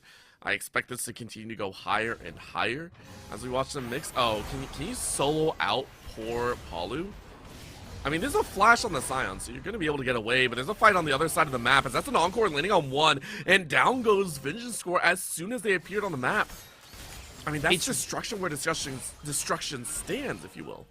It's really hard here for Zyra to play right. They picked this Zyra pretty early, but when they get you against like an Ashe and a Seraphine, any CC that lands on you and you don't have a front line in front of you, you're going to fall. You can try and put the damage down. You could try and put those grass roots. You could try and put some plants, but it's not going to be enough, and you will just fall just too quickly to really have an impact on the fight. And it happens again. 0-6. It doesn't feel great, but you still, as a Zyra, once you've got that Leandri's finish, you still put down a lot of damage no matter what, even if you do die in these team fights that should be coming up soon, right? Or they can't keep getting pick after pick, right? There must be a 5v5 at some point in the next sort of 2-3 minutes. I feel for Rule 34 Urgot, though. If you don't want to pick, or you don't want to fight, you don't have to fight. You just get a kill here and there, and then, you know, questionable team play is just like, well, we can't really do anything about it. We're questioning everything here. They're going to look for it as the Herald is summoned into that mid lane. Topside tower is taken, so Shenpai is able to get some gold back with the objective bounty, but is it really going to be enough? We're 20 minutes into this game. Dragon is out coming up. It's going to be Infernal Soul to play for. And questionable team play can't get close to this Drake, so it's an automatic 3% AD and AP to their favor. Huge pickup. In the mid lane, we're seeing a little bit of a dance. Kotzi rode that Herald into the tower. We get some more, and now they chase into one more. Vision Score is just gone. Straight dive to the back line. I was not expecting that one. Clean coordination is Rule 34 Urgot. You aren't able to save your Seraphine, but it's close enough at the end of the day. Another death, 2 total versus 20 kills for the reigning champions. All that results from that fight is Urgot putting Seraphine in his stomach. Everything else goes the way of the blue team, and they get to move on to the Baron now. 20-2 in kills, you know, 7k gold lead. Just a great decision as well, playing this Nocturne. It was just surprising. They just jumped immediately onto the back line. They managed to get the arrow again onto the Zyra. Really rough game for him. But then you just see on the other side, great coordination. This is what I wanted to see. We didn't get to see that first game earlier, right? I was excited to see how a reigning champion that had gone and competed against other companies as well, how they'd managed to achieve. You know, playing, 2 years later, have they still got that same team play? Well, it turns out that they do. And again, just honestly, it's close to flawless execution, right? It's close to flawless execution of what they want their comp to do. Makes me very excited going forward for the rest of the tournament. I mean, Rule 34 Urgot saying, we will keep our major lead. We will keep our name clean here, it feels like. And I think it's only going to continue. Now more space opening up. We were mentioning earlier on that for the reigning champs, they were taking a little bit more time, still trying to break some of those towers. They had now cleared both inner towers. Outer tower on the top side will go ahead and fall just as cleanly. But this is now the chase a little bit further. Damage back is only minimal, as Kotzi does have that TP available. We're starting to see questionable team play get a little bit antsy on it, try and get some revenge, as that's a beautiful arrow to slow him down. I thought that the Chronobake was going to come out, and now it's Palu to also have to flash away. Great chance taken by Rule 34 Urgot, as they take control of this mid lane a little bit more. And now they can transition this to top if they want to. They don't have a wave, so it's going to be hard for them to push that. Bot wave is pushing in, so just keep the siege in mid, let Shen push in bot. You've managed to have Ahri TP in here as well, so you're now 4-1. It's with the one on the side being a Shen that can join at any time. It should be sort of a clean taking of the base of the structures as the turret, the cannon just pew, pew. It's just shooting its little purple balls into the enemy inhibitor turret. That'll go down, and then you've got to make a call here at some point if you are questionable team player going. Jinx is caught. Oh, what a charm! And then into the encore again! Rule 34 Urgot have this combination down pat. Chronobake is able to do some extra damage, as it does feel like questionable team play are able to make some damage happen. But honestly, it's only a consolation prize. They have lost so much. The kills are their just rewards. Questionable team play, they aren't able to find absolute lists, but they were able to gather 4 after losing a good chunk of their base. I think questionable team play, though, would say this is very much worth considering what's been going on. I mean, they needed to get something. It is a comeback fight, so to speak. They didn't have to use the Zyra ultimate there. It was a lot of little bits of CC, right? Like the Scion knockup, for example, delaying the dive that came through. It looked like a great start to the fight for all 34 Urgot, as Zyra is walking up here. Not sure about that one, but that is going to be the bully moment at the end. Shut down, handed over to Palu. But after sacrificing your support's life, now it's going to be revenge in more ways than one. No tower for your name. As this is Devo getting very angry about what just happened and slicing on through Palu's HP bar. Great grab and more.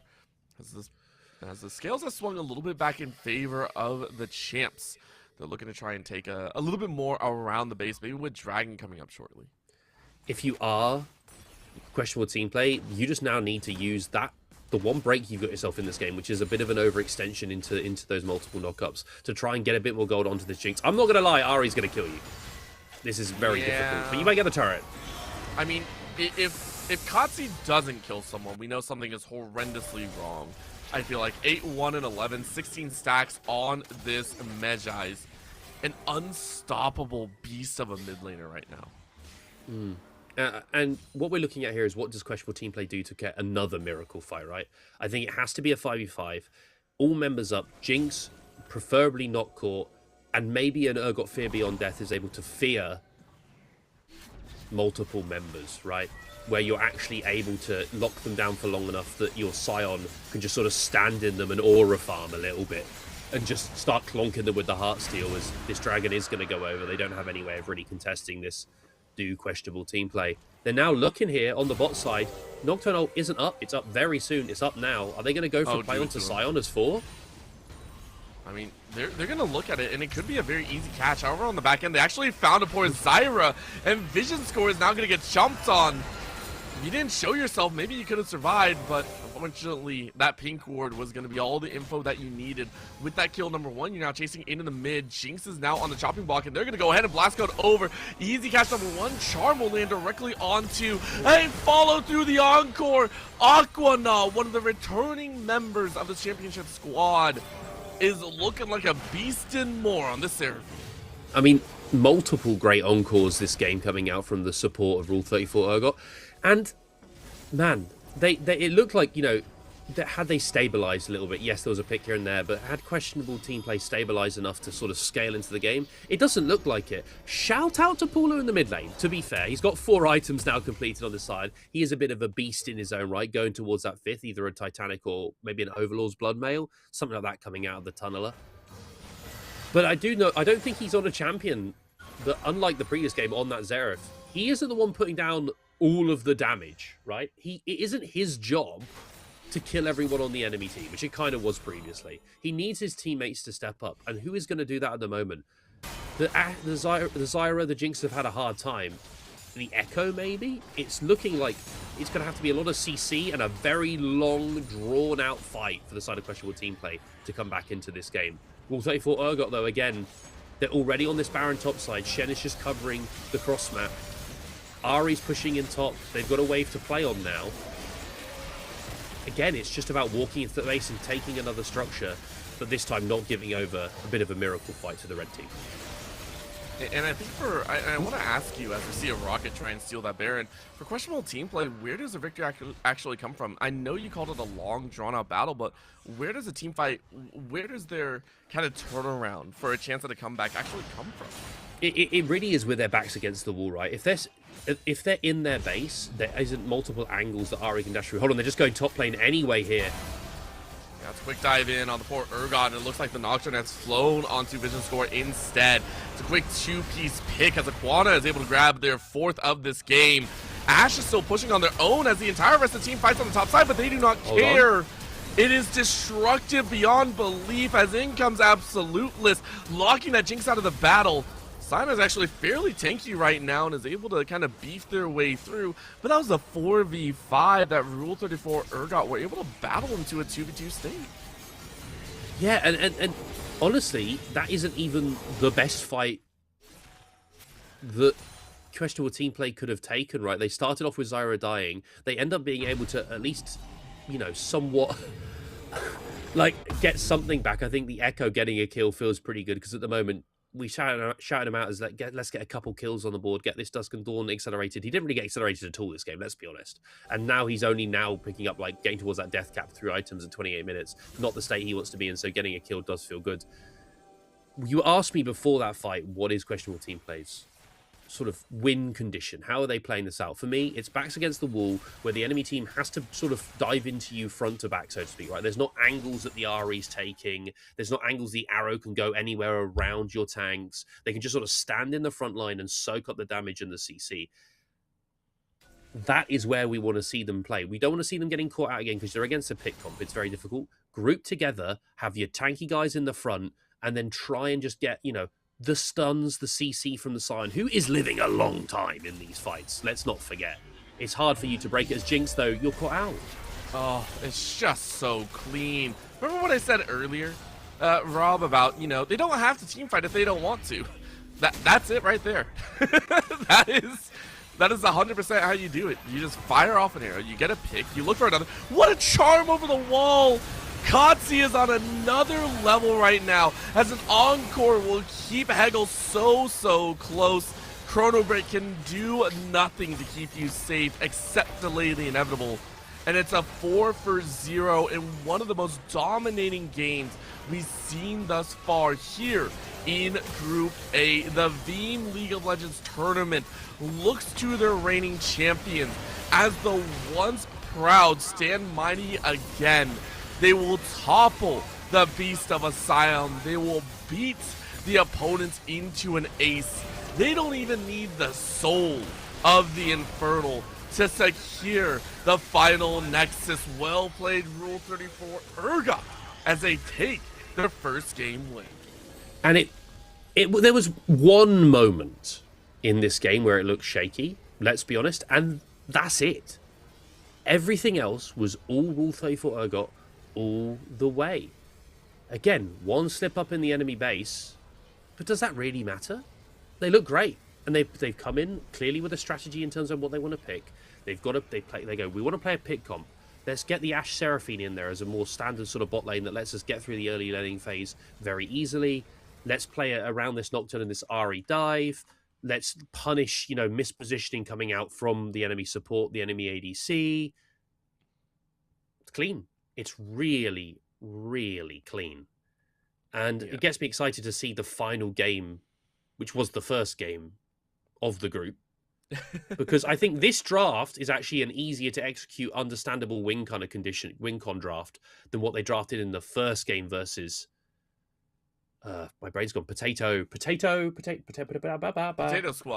Potato Squad. I couldn't remember I had squirt, and I couldn't get the squad word out of my brain.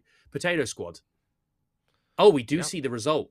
Oh, but we do see the result on the screen, actually, which we maybe get to see the gameplay maybe a bit later. Rule 34 Urgot winning that one, putting them in the top, giving them that bye. Now, Potato Squad will face off against what I assume to be the second seed coming out of Group B. We'll have to see who that is a little bit later. Yeah, I think that is going to put questionable team play into that top side. We are looking at Stream B as well, as going to be that Panic Flash and Triple D, which I think is playing right now, by the way. If I double checked everything, I believe they're playing right now. We're taking eyes on there, and we are going to try and get an interview. I'm very, very excited. We are going to try and get an interview with one of the members from Rule 34 Urgot, which would be a lot of fun, honestly, because again, the reigning champion's coming back and talking about it. This has been a very fun matchup, and I mean, Rob, I want to ask you, if we're taking a look at this, I mean, both Devo and Aquana had massive influence. We have to give them credit. The Seraphine had multiple amazing encores, and Devo on the Paranoia, on that Nocturne, was so impactful, cutting out the lights, making sure to solo out one at a time. between the two that have kind of stayed within this championship roster, who do you think had more impact in that game? Oh, that's a difficult question because That's for why I me, pose it. I see. Are you giving me an option of 3 or 2? Are we saying Katsi, Devo, and Aquana, or are you just giving me a Devo and Aquana? Because to me, I think Katsi had a phenomenal game in RE. Like Ooh, you're in a that's true, that's stonewall true. lane, you're in a stonewalling lane against the Scion. You stay even in CS, which sometimes it's quite easy against these tankier mid laners to just make a couple mistakes. Yeah. And he roams bot lane a couple times, picks up kills, gets himself to the races, gets that early malignance, then keeps going and going and going and going. And then Devo over the top. I think all 3 of them kind of everyone fulfilled their role. I think it's actually quite hard to single out one player here because even like Akami on Shen, weak side king, I guess, as we can determine to be, because he was just always on the other side of the map, covering the cross map, making sure that they weren't able to easily just take a couple turrets there when they were going for a play on top side or bot side. And then Absoluteless, great arrows as well. That's all the Ashe needs to do in this game, right? A bit of damage, a bit of CC. So every single member on the side of Rule 34 Urgot really did step up on their champions in the ways their champions need to be played. And that's kind of what you want to see, isn't just one shining star. It's everyone pulling their weight, especially again, there's only 2 days on this tournament. You don't have a week to come back and VOD review and all this kind of nonsense. You've got 24, 48 hours to make it happen, and they're making it happen so far. Yeah, they did very, very well, and hopefully we get to have a little bit of fun. I'm excited to see what they can throw down even more with the champions, with this upcoming matchup as well, as we still have a quarterfinals to play. So there's more action ahead on this mainstay. I believe we're still getting eyes on if we are going to have an interview or not. I know all the players are also probably wanting a little bit of break. They've been playing non-stop for the last 3 hours, and I know I myself would definitely want a break. I would want to sit there and go, okay, let's sit back, let's relax a bit. We talked about the endurance run, a lot of that. So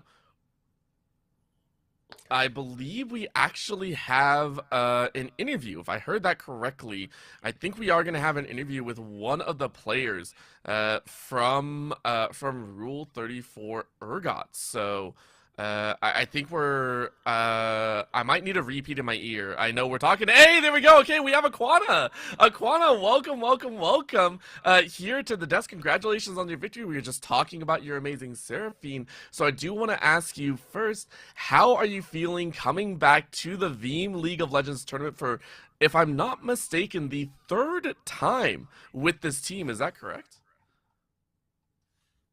Kinda, yes. We change players because of their personal circumstances, but yes, it is like the 3rd time, I think. 3rd or 4th.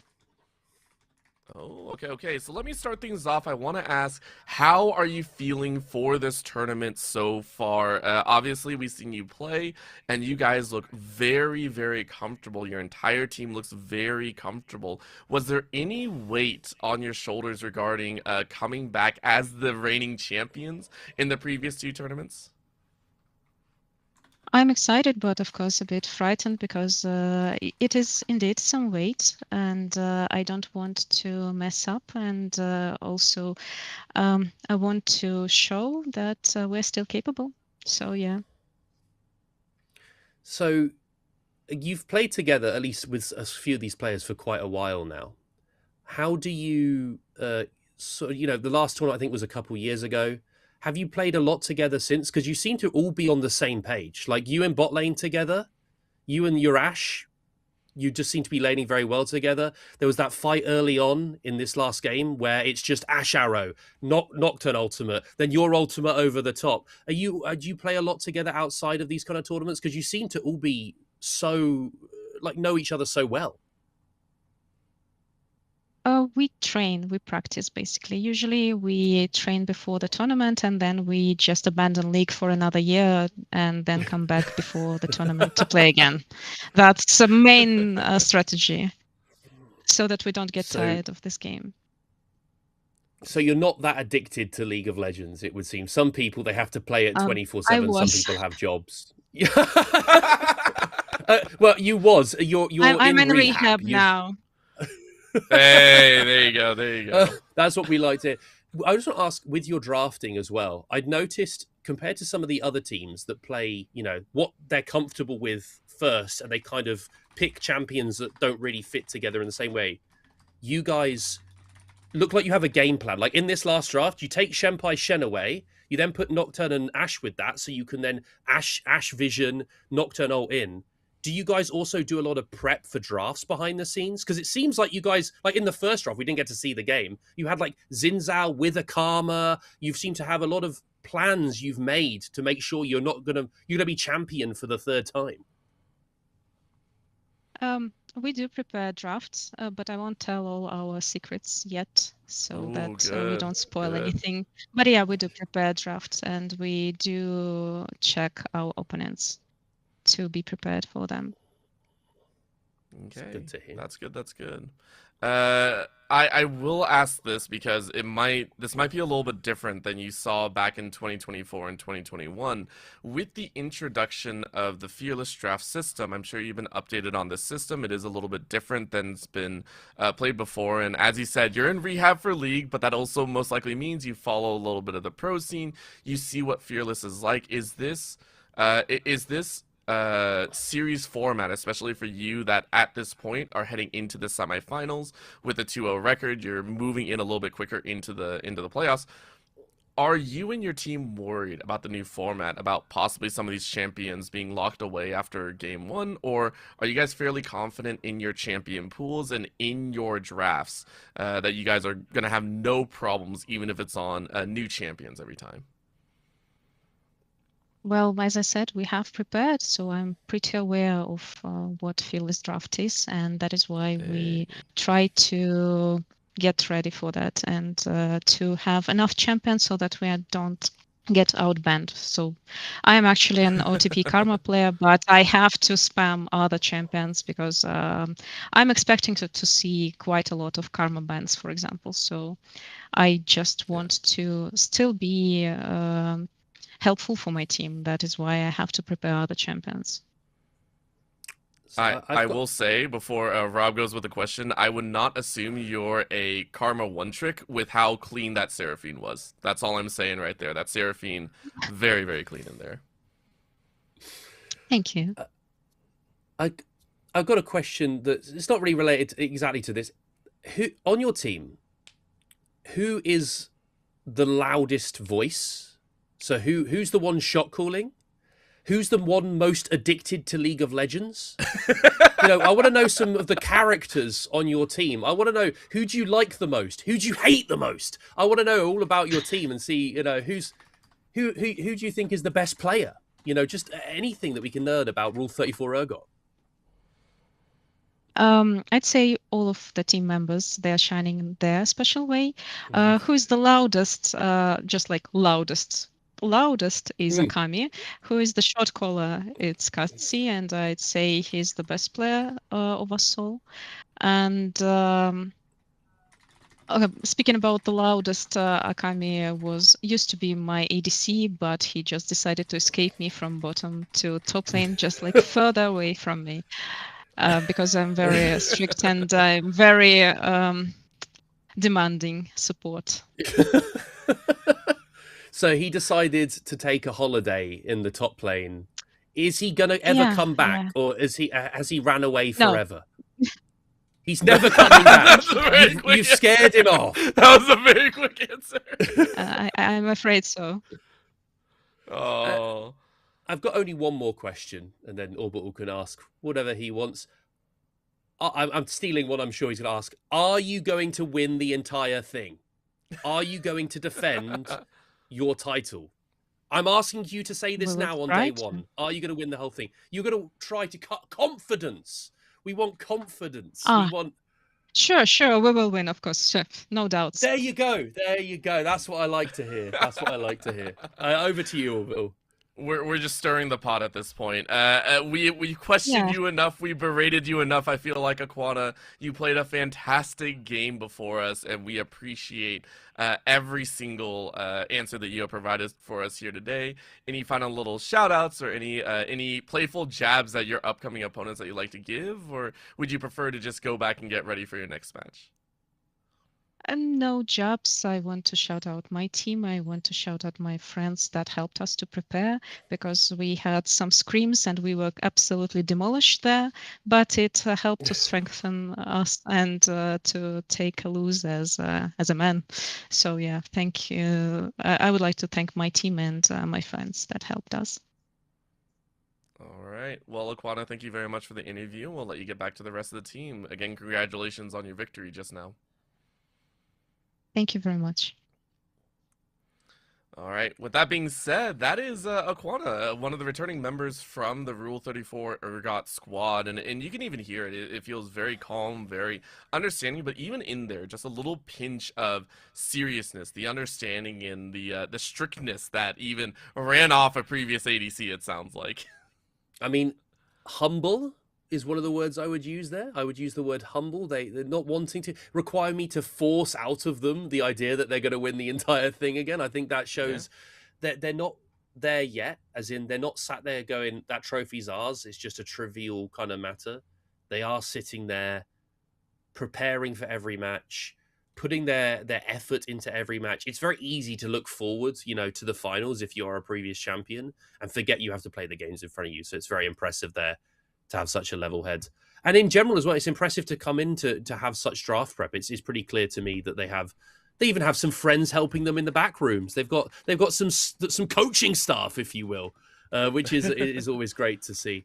Just really impressed with the level headedness.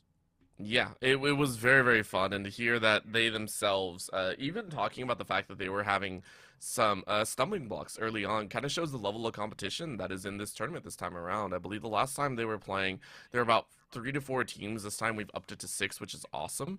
More people getting interested in League of Legends, which to me is very fun. I want to kind of divert away as we have a little bit of break to talk about the fact that in the growing amount of esports that are currently available in the ecosystem, I know we're talking about like Valorant, we're talking about COD, we talk about, all these different games. The fact that more players are picking up League of Legends and willing to play in these tournaments makes me very, very excited for the future of the esport, whether in a more casual setting or in a more competitive setting as well. I enjoy seeing more people pick it up over time, and whether that comes from like, watching Arcane or, watching all of the lore that comes out, it's fun seeing people actually wanting to compete and play in some of these tournaments. I think as well, so it's very easy. I know in a lot of countries, there's like the university scene, right? There's the university competitive scene. There's collegiate in the land of freedom that you come from, I guess. There's collegiate over there. And I think that it's easy to forget what you enjoy and not spend as much time maybe when you sadly become an adult with a job. Oh, that's a scary word. I don't like using that one. I think it is very easy to not really continue with your passions of gaming. So it's really good to see people wanting to step up and actually continue to play in these little, pickup game kind of tournaments, in-house kind of tournaments, as well as going off and maybe scrimming. Like I think, as Aquana said there, they've been scrimming, which is something that you see a lot of people go, I don't want to do that. Like, what's the point? But for you to come into a tournament with that kind of practice, it shows you're willing to commit to that.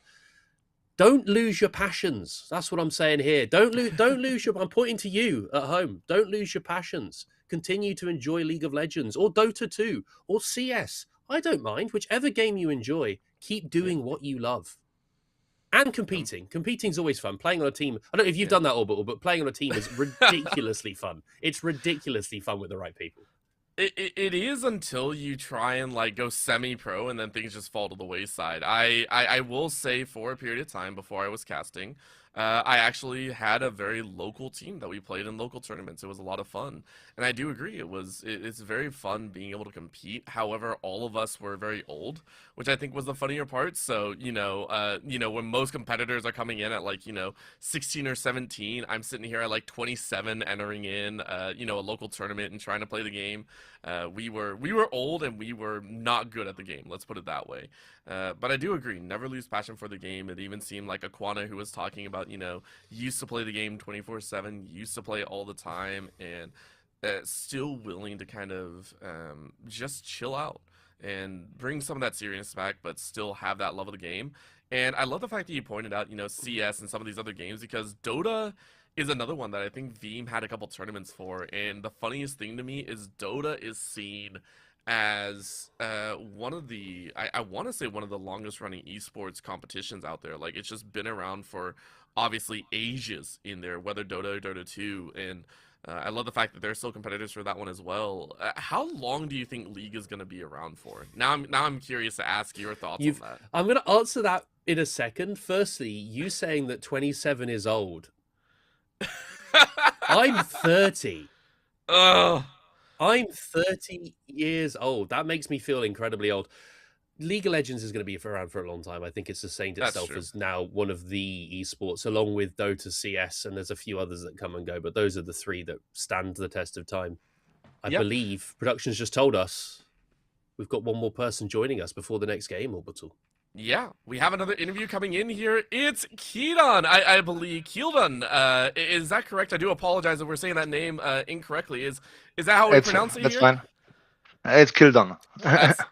So Keelan. Okay. Well, yeah. All right. Well, welcome here, Keelan. Congratulations, I believe, on second place in this group. Unfortunately, it was a loss in the previous round, but how are you feeling moving into this tournament? Is this the first tournament you played, or have you played in a couple other League of Legends tournaments before? Yes, but like that were local tournaments. But in the end, it's the first Veeam tournament that I'm participating. I'm participating with one of my colleagues from my team and 3 other nice guys, which got shuffled into our team. But we are getting great. We won the first game. The second game was quite difficult, but we are getting ready for the next game. So yeah. Yeah, and how are you feeling playing with these guys? You said you've had 3 players, be put into your team. You said they're nice guys. Yeah, are the comms good? After that last game, are you still feeling good for the rest of the tournament? Yes, we started playing just yesterday, so we didn't have so much time to practice, but we played some flags with each other, so the communication is there, the vibe is there, and I think we can do it.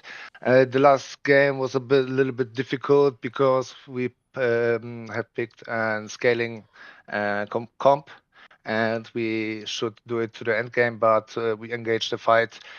We said in front of the match that we shouldn't engage in early game fights, but we engaged like one at bottom where we saw an angle. So yeah, I think that was our fault, and next time we should go for our thoughts first. Yeah, I was gonna say learning experience for that game. Going for the rest of the tournament. Are you confident to make a deeper run? You've got a best of 3 today. You've got another match coming up, and then you've got, if you win that, you're then on to the next one, where I believe I have to see how the bracket is, but you'll either face the first seed out of this group, Rule 34 Urgot, or the first seed of the other group, which is Tilt as a Service. Are you still confident that with one more day of practice, you've still got, if you win today, that you could maybe get to that final? Or are you sitting there going, it'll be a Cinderella story if we make it? Are you confident?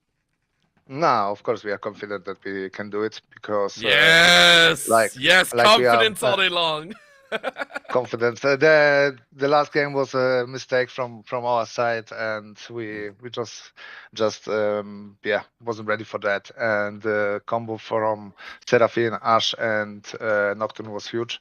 I got engaged a few times on the Jinx, like you saw. But I think we can do it better right now. We know what they prefer. We heard about the comforts and the karma, which they prefer. So karma is permaband. She won't see the karma in her pick. I'm sorry for that, but yes, I think we can do that, even if we played since yesterday. So don't apologize. This is competition. This is war. Yeah. You can't say sorry to your opponents for making it harder for them to play. So yeah, right. How long have you been playing? I'm going to ask one more question. How long have you been playing League personally? How long have you been playing League? Because I was watching you, with on the Jinx. I think you looked a bit more confident on the Ezreal. What would you say is your favorite champion, and how long have you been playing? I should go for the last match with the Zaya, and because of the whole engage of the composition, and but we didn't have so much time in the draft, and I was peeing and sitting in the toilet and said jinx, jinx, jinx. so. I think like I'm playing for some years already. I'm understanding the game like for three years, not that much, because like in the beginning it was always pushing, pushing, pushing, and flaming my jungler for not coming or for not helping me out. So yes, like I'm playing for 5 seasons at least. Bit of Hey, experience. all right. A bit of experience. Maybe that experience will get you all the way. We'll have to see.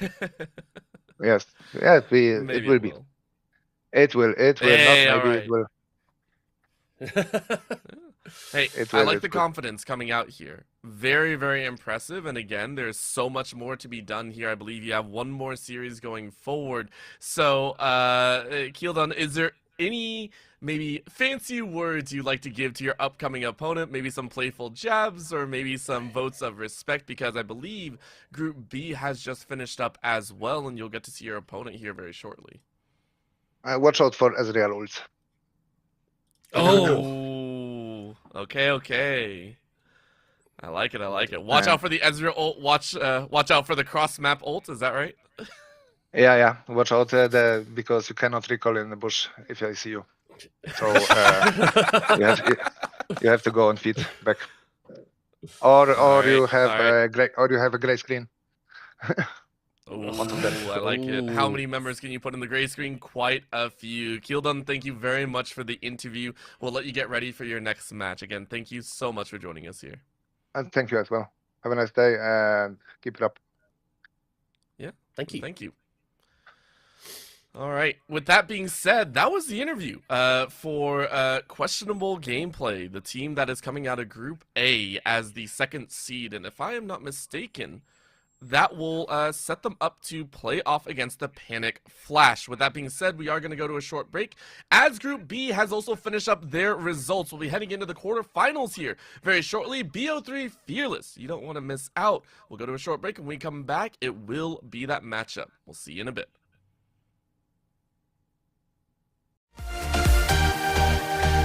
Eyes wide open, holding out for you. Tell me that it's true. Did you notice?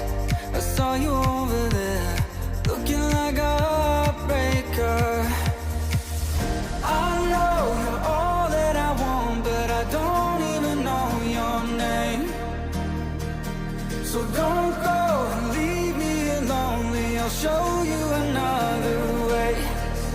And you say it's a one-night thing, but I want something more than that. So don't go and leave me lonely. I'll show you another way.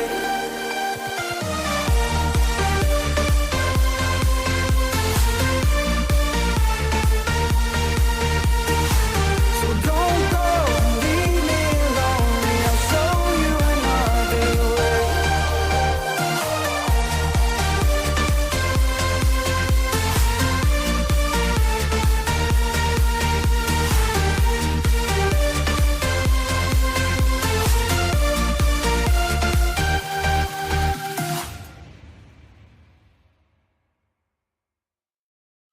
Eyes in the sky, gazing far into the night. I raise my hand to the fire, but it's no use, 'cause you can't stop it from shining through. It's true, baby, let the light shine through. If you believe it's true, baby, won't you let the light shine through? For you, for you, for you, for you, for you, for you, for you.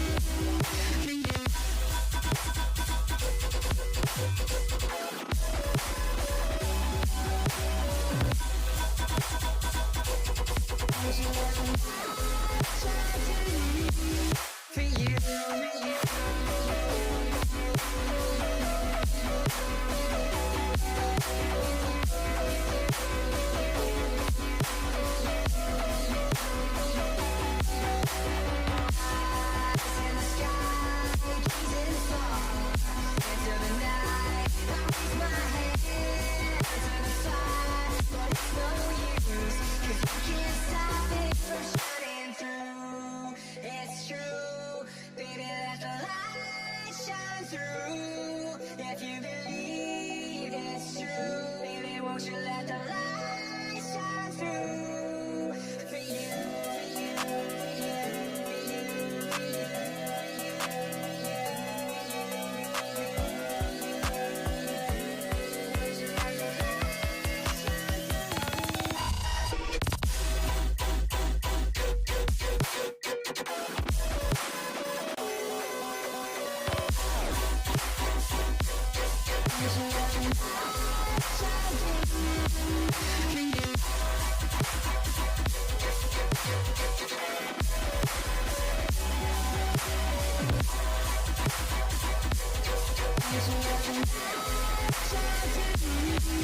for you, for you.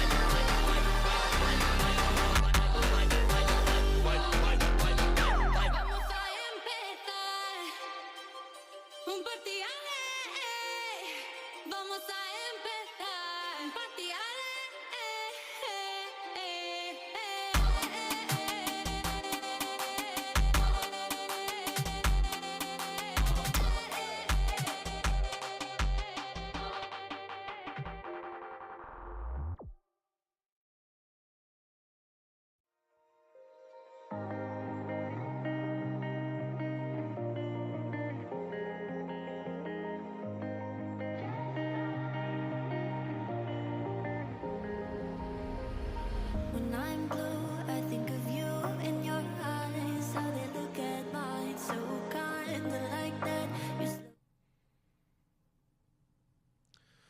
Welcome back, everyone. Thank you so much for being patient. Oz, the group stage has almost concluded here. We have taken a look at that standings that you saw just earlier, and we saw that Triple D came out as the second, or I believe the third second or third, I don't know. I believe they won one match over there on the far end, which means that they were going to play up against Potato Squad, who Potato Squad unfortunately fell 0-2 in the group stage. Now, unfortunately, there were some IRL technical issues going on, so Potato Squad unfortunately had to forfeit. They have since conceded, and Triple D will move on. With that being said, though, the match that you and I were talking about earlier, Rob, Rule 34 Urgot and Potato Squad, we will get a chance to take a look at even more gameplay from Rule 34 Urgot and see how clean they actually are as the returning champions here and how they took down Potato Squad in the other match. Yeah, we didn't get to see that on stream earlier because there was some spec issues. Again, stuff outside of our control. You also see the stream, the other group, the B stream schedule as well. You can see there that in the end, Tilt as a Service has come through as the winner of that group, followed by DDD, and then the Panic Flash in third place. So we are going to get into games soon for that Rule 34 Potato Squad game we didn't get to see. I'm sure, I hope that the members of Rule 34 got as well as the members of Potato Squad. Yes, they already know how the game ends. Can get to, maybe relive some memories with us. Well, we haven't seen it. We have we know the result, but we don't know what happened. So we're excited to get to watch that and see quite how good Rule 34 Urgot are. So hopefully they're here to watch alongside with us. Obviously, people have real lives. They have things they have to go and do. And that is how esports happens sometimes. But we'll get into games shortly. There is, on the other stream, there is that, it's not a BO1, it's a BO3 of a questionable team play versus the Panic Flash. That is happening on the B stream. That will continue to happen, obviously, after this game is finished. And then coming into tomorrow, there will be the two semi-finals, which one of them has already been decided. It will be, as I will now go, as I check my schedule, it will be on this stream tomorrow, Rule 34 Urgot versus DDD, and then on the other stream tomorrow, it will end up being Tilt as a Service versus the winner of Questionable Team Play versus the Panic Flash. But we're going to be getting into this game that we spoke about at the beginning of the day. Yes, it is. Rule 34 Urgot, once again, for the players that we know and love, it is Devo, Katsi, Aquana, Okami, as well as Absoluteless. And then on the flip for Potato Squad, it is Robs, Zivette, Tony Toon, Paindega, and Stormy Q. And for our eyes, one of the big things, if we remember correctly, one of the big champions that was actually locked in this game was the Kazakhs. And I think for Potato Squad, one of the things I'll be very interested in is Stormy Q had an amazing time on the Shaco when we watched them play earlier in their second game. And for me, it was so interesting to watch an early to mid-game kind of champion rise up here, and I want to see if Stormy Q can actually do it again, and how Rule 34 Urgot got around that Kazakhs, which we know can be a massive stumbling block for teams that don't shut it down early. And we had that interview with Aquana earlier. I'm interested to see how they end up sort of playing together with this composition that I think they've drafted for themselves that's a death ball kind of style. We're seeing Absolutus again on the Ash. She played that in that other game we saw. This time, Aquana, we get to see her Karma. We get to see her OTP, if you will, Orbital. And my namesake in the top lane on the other side is on Malphite. Yep. This Malphite was a funny one to see, I think. I will forever enjoy a good Malphite player. Especially when it comes to trying to just win. I love the Grasp of the Undying as well. You know that you're not really going to poke out a Mundo, so instead you're going for the stacks, you're going for the extra HP and all. Is it going to work for your favor? Who knows? Let's see it go down. Zivette in the mid lane, also going with the barrier, which I will say is a little bit surprising. I always kind of wonder for the mid lane if barrier is really necessary nowadays, but against Katsi, who we're already doing very, very well in their own, especially on an Aurora, it's understandable that you want a little bit of that extra HP to play with. I would make the suggestion it's also comfort for her in mid because of the fact we saw her play Lux, right, in the previous game, and that's a very common summon spell on Lux, and that helps you. And like, if you're used to that on a champion like Lux, you'll probably be happy to take it on Syndra. There's already the damage from the Aurora. Is Katsi's main already coming down? It's pretty disgusting from minute one. And bot lane, they're already asserting themselves. Level 2 got. Oh, what a nice tether into the final blow. Good barrier by Tony Toon, barely keeping him alive, but I don't think he can stay here any longer. You do have to kind of just pray to heal up and try and keep yourself as safe as possible. Really well done by Rule 34 Urgot. Early damage. and early as well as forcing out the barrier in mid lane as well. Those summoners now down. Those combat summoners not being available means it's going to be even harder to keep going. Without a TP on the Syndra, it's going to be hard. Root happens in bot lane. This top lane matchup, by the way, is Malphite praying he gets to come into team fights and press the R key, because there is an unfortunate situation where he can never really kill the Mundo unless the Mundo makes a serious mistake. So we're imagining just a tank wet noodle fight slapping in the top lane, and in bot lane, all the pain is already coming down. This Karma putting down a lot of damage. Yeah, it's only going to get worse and worse, I feel like, because Aquana, obviously, when we talked to them in the interview, saying that they were very strong in this champion, and Karma can be the most well-known bully of all. Stormy Q taking a long time to get through this bottom side clear. There's another poke, and there's a flash forward. What a volley to land. Beautiful work, but the combination with that Caitlyn almost does work on the Absoluteless, who pops that barrier to stay safe, has 200 HP to spare. And now, Kha'Zix is here bot lane, so there is a chance for maybe a cleanup from Stormy Q, but look at the damage already in mid as well. It's just so much, so much. It's very painful. If that had been an Ignite coming down, that would have been very close to a solo kill in mid as well. Stormy Q's looking for something, but he's just a bit late. Devo's already taken the skull. He's double scuttling again. He did that in the previous game. We saw the recalls come through. Stormy Q gets nothing. I mean, this is just Rule 34 Urgot really understanding the map play, and you talked about it before, and we heard it in the interview. Hearing Aquana talk about the level of scrims that they played, you can really tell that the scrims have helped them understand timing-wise, you know, making sure to keep track of where the enemy jungler is going to be, where they plan to be, where they're going to be in all those situations. It's very important that you keep track of all those timers, and it looks like they've done just that. Really, really well done. Not only getting first blood, but also getting a massive lead. You don't normally get a 1.2k lead over your opponent with the first blood only. It comes from the CS department as well. Every single lane for Rule 34 Urgot up in CS. They're up in CS. They've also up in summoners at the moment. You'd say, well, not in bot lane, both bot. There's a flash there, but in terms of in mid, it's very hard for Syndra to continue playing when the flash is down. Barrier will come up soon. Ashe has been caught, but the poke isn't particularly high at the moment. Just having those boots on the Zyra means the damage from the plants and the root not particularly massive. Ashe and Karma now get to choose how they want to exert their will on the lane. They're pushing it in, and Syndra taken to half HP already in mid lane. At this level 6, for this Aurora, it could be a bit scary. Oh, never mind. It's just death anyway. Oh, snapshot and a half. Kotzi gets a flashy kill solo in the mid lane. And that just kind of sums up how this lane goes when you're against someone who is so competent on Aurora, right? Their one trick, their main, knows the damage. With the Ignite, you're just destined to be killed. You can't touch your wave. It's crashing into the enemy turret. And all that takes is both summoners blown, but it is a kill for the Aurora. Now up a significant chunk of CS in mid. Meanwhile, Stormy Q's coming bot. Yep. Quick damage coming around, so Pandega won't be able to help, but Stormy Q can get some good damage back on the side. Great damage on the Absoluteless, but Devo coming around the angle to help out. Good jump forward, missing on that 3-talon strike, but it's enough to go ahead and force Tony Tune out. Flash for flash all the way out. Stormy Q, I don't know if you want to continue this one. When it becomes lightning strikes, and now you get the 3-talon strike available as well. Jump forward as a Stormy Q to trade out their life in a battle of blows. Level 5 is going to be a nice knockup, and they turn it around once more. What a catch by Absoluteless! And Absoluteless will grab their third double kill for the Ashe in the bot lane. 3-0 already at 6 minutes. This bot lane has gone from bad to worse for Potato Squad. Devo finding not so much a gank, but a counter gank, and manages to land the Wimber come lightning again and again and again. Multiple knockups. Stormy Q trades one back, but does it really matter? It's now all Rule 34 Urgot all the way, and we questioned it before this. We knew the result, but we didn't know, how is it coming about. It looks like it's just lane diff at the moment here. Yep, it really is. And Kotzi, it's one of the big things with an Aurora. The snap damage can be so brutal, especially if you're not expecting it, and losing out on your life so early, especially with Ziveg going a much safer route with that Ceres.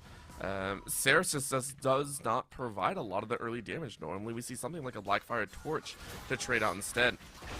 Kotzi even rounding the corner and catching Stormy, who mistimes their jump, so instead will eat a lot of damage on the back end. And this Dragon really does feel like it's going to go the way of Rule 34 Urgot. What an arrow to land on the back end. This backside fight is yielding results. And Rule 34 Urgot, what a powerhouse of a play here. The rundown with the lethal tempo brings even more damage. Rob's looking to try and help out. Is able to land a big knock-up on the back end. Absoluteless, though. Taking quite low, but not dead at all. Flash to try and follow, but Rob's taken out before they can catch the ADC, and Absoluteless will stay alive for the fight. That's a tilter. That's a massive tilter for a Malphite. You burn the flash, you don't get the final auto. With not getting that shutdown, really, the only thing that goes over is Catsy's life on the back end of that fight. Great arrow onto the Zyra, and then they just play one target after the next. Running down the Caitlyn, it's impossible to get away from this Ashe with that lethal tempo stacked with those slows from the autos. Stormy Q caught on the turret. They do make a good call here, actually, Potato Score, which is to immediately turn onto Catsy and just blow him up. But it does mean that Stormy trades his life. Rob's joined that fight with the TP, can't get it done, can't get the kill on the enemy ADC. Now 5-0-3. Yeah, the CS numbers aren't as high. You're not talking at 10 CS a minute here numbers, but there's so much fighting, I don't think they're going to be complaining the bot lane of Rule 34 Urgot. No, not at all. You're going to be real happy about, how this has turned out. You're 5-0-3, going for that on-hit build once more. That I think we saw before as well in game number 3. You were more than willing to kind of play this kind of slow-paced action and be able to build up with the Kraken Slayer. It'd be brutal to deal with, for sure. Now I wonder if it's going to be played even more so. Now a couple catches, as that's going to be Void Grubs taken away very quickly by the side of Stormy Q, trying to get some sort of advantage for themselves because the kills aren't going in their favor. And I did think we should point this out. That is 2 full item completions on the side of Rule 34 Urgot. Pre-9 minutes. There's a Sunder Sky completed as well as the Kraken. That's very scary. Ridiculously scary. Because now, any other fight you try and go for, they're winning it, maybe even numbers disadvantaged, as we see a sad disconnection had occurred in this game. But he's back. I'm back in the game, if you will. Rob, or Rob's rather, in the top lane. Back on the Malphite. Has the Unstoppable Force. It's going to be hard again to get any advantages in this lane. And in bot, the wave is now being frozen upon them. They need help here from the Kazakhs, but it's not happening. Catsy's ganked in mid lane, but it doesn't matter. He's out with the Between Worlds. He's trying to kill them. Yeah. Gonna be close enough, as that's the dance in between those worlds. As Stormy Q is actually taking quite low. We're watching the spot side, but I'm watching the HP bars on the flip. It feels like Katsi has actually come away with a lot more damage. Both Stormy Q and Zvet actually had to run, so Katsi wins that one out, actually flash forward for those kills. You can see it here, just chasing both Zvet and Stormy Q away. That's a huge win for Katsi, because now that means Devo can do whatever the heck they want to do as this jungler. I mean, he's got his camps cleared. You know, he can then look for, setting up a bit sooner than he maybe thought for this next dragon. This bot side jungle is available for Stormy Q. Let's see if Devo wants to contest. It looks like he's just running down bot lane to maybe get his Gromp and then look for a lane gank. The hard thing here at the moment is that you almost don't want to be pushing this lane if you are the Caitlyn Zyra, because you're under such threat of a gank. He's actually skipped his Gromp. He's coming in here. He's looking to pick him up. The Ash Arrow lands. And that's enough to kind of jump on forward. What a nice tether, forcing a fight on the Pain Dega. And we're seeing why Aquana mentioned that the Karma is their main champion. Really locking down this bot lane no matter who they go after. 6-0-3 right now for this Ashe. Katsu, once again, the target and focus of Stormy Q's aggression, but I mean, Katya is so good at getting out of danger here that you put Zvet into a really dangerous spot. Stormy Q can't stop Devil. One last auto will do it, and Devil is on a killing spree and more. Reset the jump forward. Stormy Q getting jumped on, has to leap out to safety. And it's Rule 34 Urgot that are in complete control. 11 kills in 11 minutes. 11 kills, 11 minutes. And honestly, I see what Stormy Q's going for here, right? If you think about his lanes, how is he going to jump onto the Mundo? They don't have a way of removing the barrier other than using the Unstoppable Force. Mundo's just going to run away. Okay, I'm not ganking top. I look at bot lane and I go, it's actually very hard for me to play into this Ashe Karma. I don't think I really have the setup there either. It's an Ashe route. It's a Zyra route, right? There's an Ashe Arrow available. There's the slows. There's the Karma speed up and slows herself. Hard to gank. So let's play around mid. Let's try and use the Scatter the Weak, landing that onto the Aurora and try and blow her up. And that's not really happening either. So there's no real inroads. They're going to try and contest this Drake here, but they are so much stronger, Rule 34 Urgot. If you fight this, on Potato Squad, it's not so much a flip as you're giving the game over. So they decide to give it up. They're just going to look to get some gold into their back pocket, as in mid lane, Zivit's been chunked incredibly low by the Aurora. Yeah, I mean, at this point, it's the standard, right? Katya has already proven that they are a very strong mid laner, and they're going to continue to dominate no matter where they go. Completed the Luden's Echo, went straight for that Dark Seal. We'll be looking to stack that up once more. I believe the highest that we saw before was 16. So, you know, if it works, it works. At the end of the day, though, it's a whole different question. Is now they try and turn it around. Quick point-blank arrow just seals Pain Dega's fate. And they're living up to their name of Pain, and it's not one that they like to hold. Quick dragon to the favor as Rule 34 Urgot set on 2 dragons total. 2 dragons, 12 kills, complete map control, big CS difference. They're showing why they're the champions, right? We know what they did in that final game of the day as well. They managed to really show up on a different style comp. They're just being able to lane diff here, which is very different to what we necessarily saw in that other game against questionable team play. And now Tony Tune, he's caught out under the turret. 3 members, they just go for the dive. He's dead. He's just dead, and there's nothing he can do. I mean, that level of coordination, it just goes to show once more that Rule 34 Urgot have played together, have been practicing a lot. Tower dives like that and how clean they are not easy to pull off, by the way. It is not a simple thing. Normally someone dies during those. The level of coordination of the squad continues to show through on their gameplay. It really does. Again, it shows that they have put their practice in. They have put their time in. They did get a lot of comfort this game, to be fair. We should shout that one out. There is the Katsi Aurora and the Aquana Karma. But they're showing why these champions maybe have to be banned away or considered to be banned away. Just because comfort, again, is king in these kind of pickup tournaments over 2 days. Like, comfort will always guarantee you the best shot at getting a victory. And it's happening here. Stormy Q's trying in mid, but the support comes in. He's dead. I mean, this is going to be on repeat at this point, I think, Rob. Like, there's no doubt about it. This is just Rule 34 Urgot saying, I want to fight mid, let's fight mid, we get a kill. I want to fight bot, let's fight bot, let's get a kill. Absoluteless. And the bot side says, I want to live, I live. That's how we do it. They call the shots no matter what goes down, it feels like. Yeah, it seems to be that they're the ones constantly dictating the pace of the game. They're the ones who... It's not that they read the Stormy Q play, it's just that Aquana knows, okay, I'm coming out of base, I'm opening mid to cover my mid laner on a play that could happen, then I can go back bot. My Ashe is fine by herself, she's going to be alright. And now, running down this Zyra, it's quite scary. Okay, Zyra gets out, the Ashe arrow comes through, they're going to try and kill Pain Dagger again. I mean, they can do so. That's such a nice little pop, and the fact that Aquana has not lost or not taken a single kill as well, almost every single one has gone to one of the carries, is one of the most impressive deals I've ever seen. Katsi is now looking to squash a bug once more.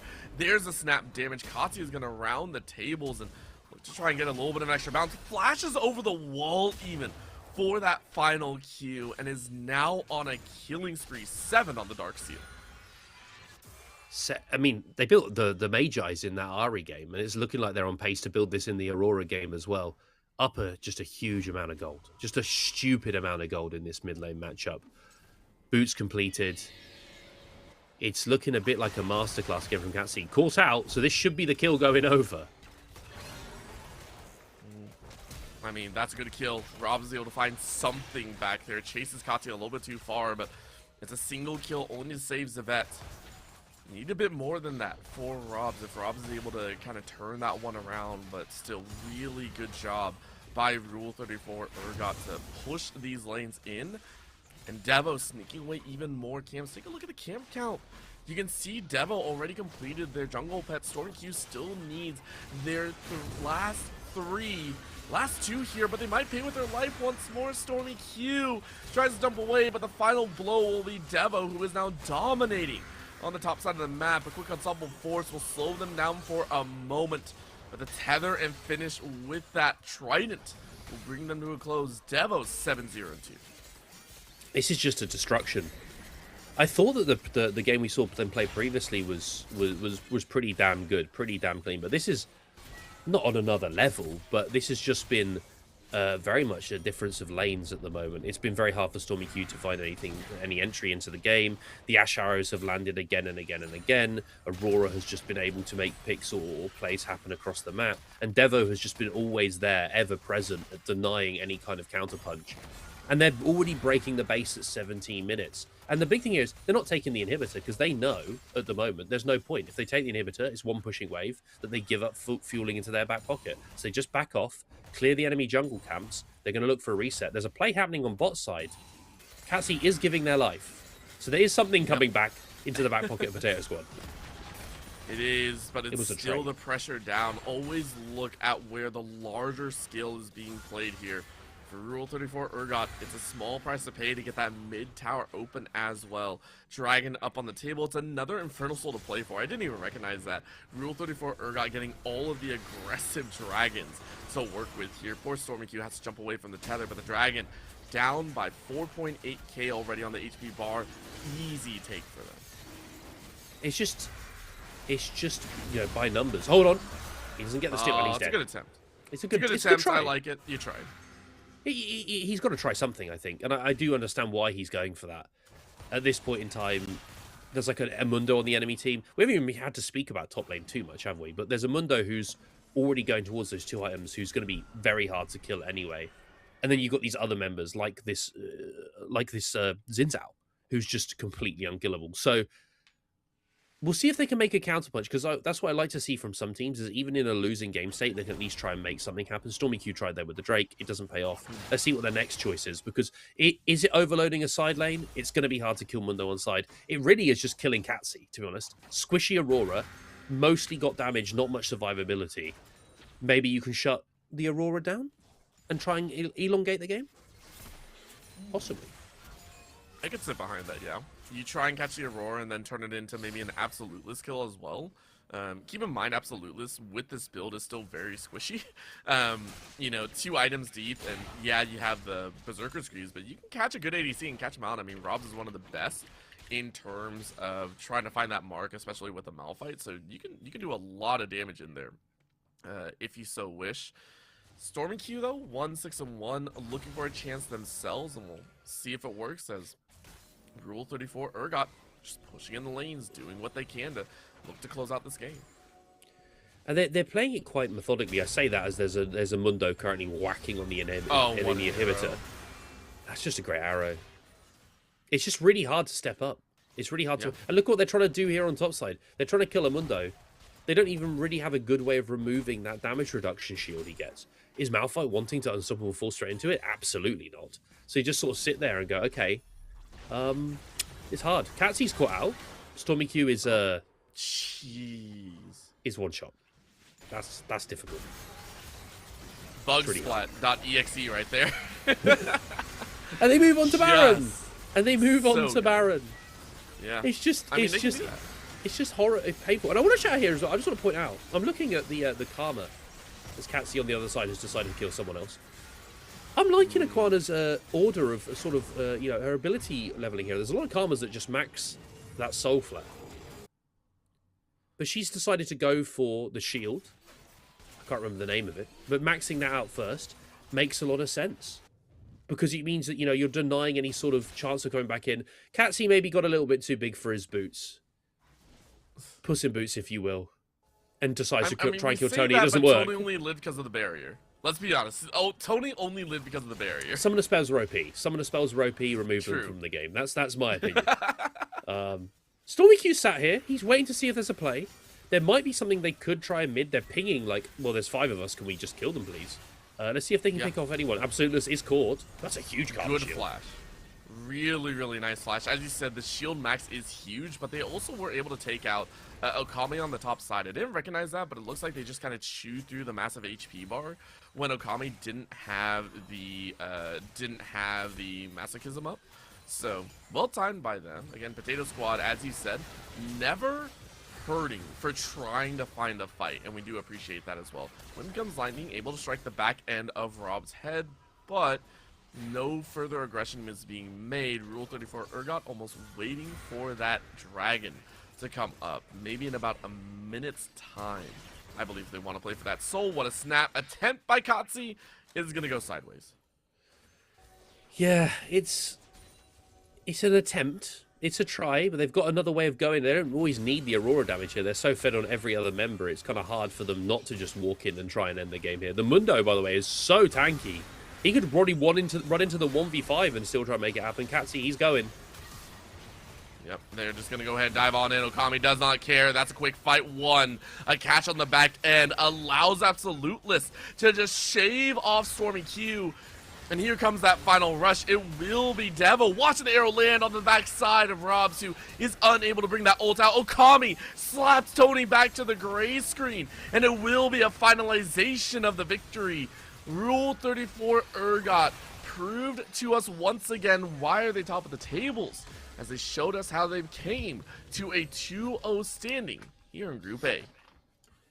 Yeah, it just seems to be that they have the read, right? They play very standard drafts, and I'm not saying that that's a bad thing.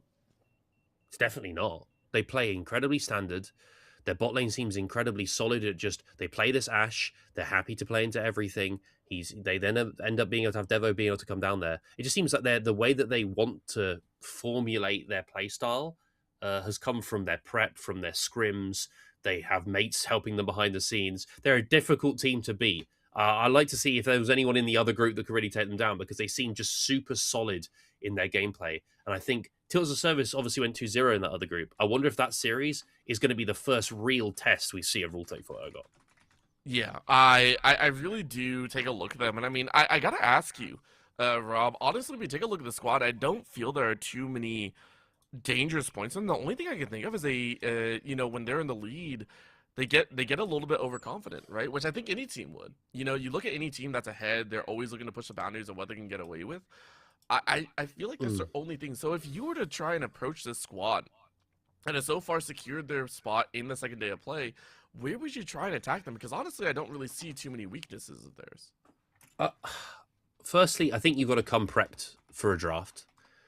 The game begins in Champ Select. It doesn't just begin on the Rift, really. And when you're facing teams that are this prepped, you need to be able to sit there and go, okay, like let's take that the gameplay, the game they had versus questionable team play.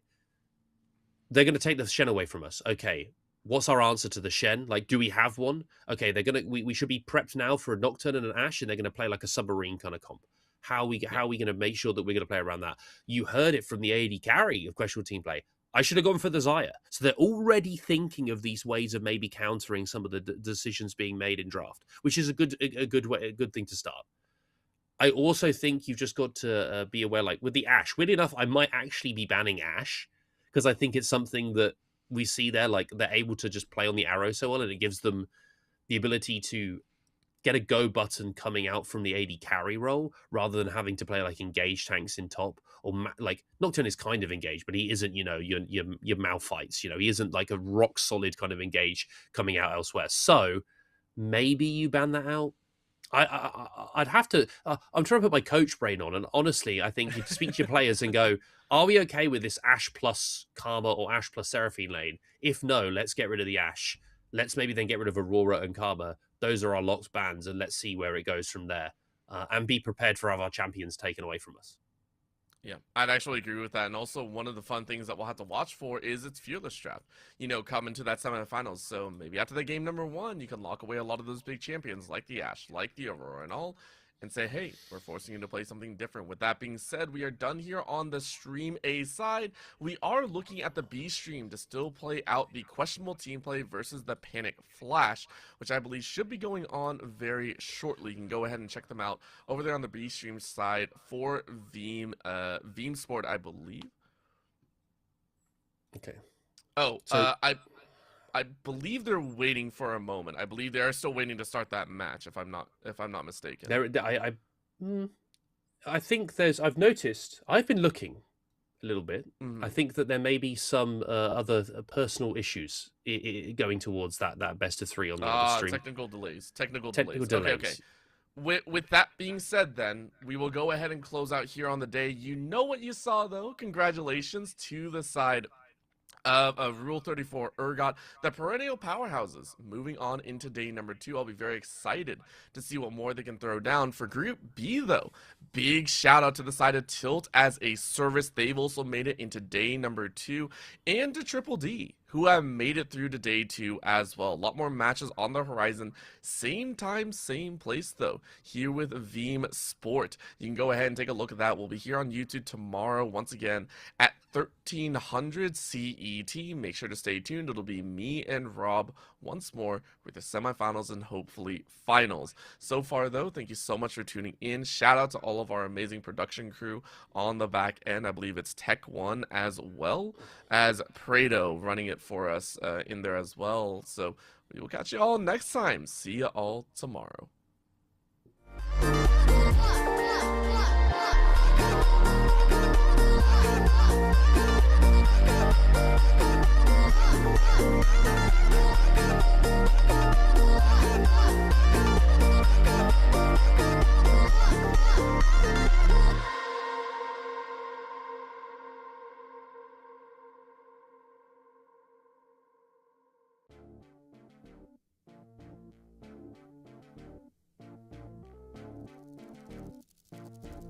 My territory,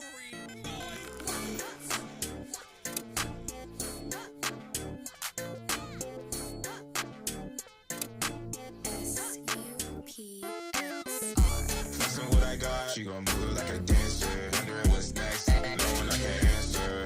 Right now you just still like the answer. The check never bounce, think I like my banker. She do it without me, think I'm like an anchor. She can give the most, I would never thank her. Got it ready, I'm just waiting on the transfer. Going all the way like I'm Prancer. She gon' break my shirt cause she mad at me. It's a tragedy. If I'm not rich, then I'm bound to be. Probably wipe my ass for your salary. Running through your mind, burning calories. This is what it's come to. Now I'm staring at the hoochie and me junk. You're stuck on my mind like you're cancer. Doing all that you have something I can't do. Flexing what I got, she gon' move like a dancer. Wondering what's next, knowing I can answer. Right now you just don't like the answer. That check never bounce, think I like my banker. She do it without me, think I'm like an anchor. She can give the most, I'll never thank her. Going all the way like I'm Prancer.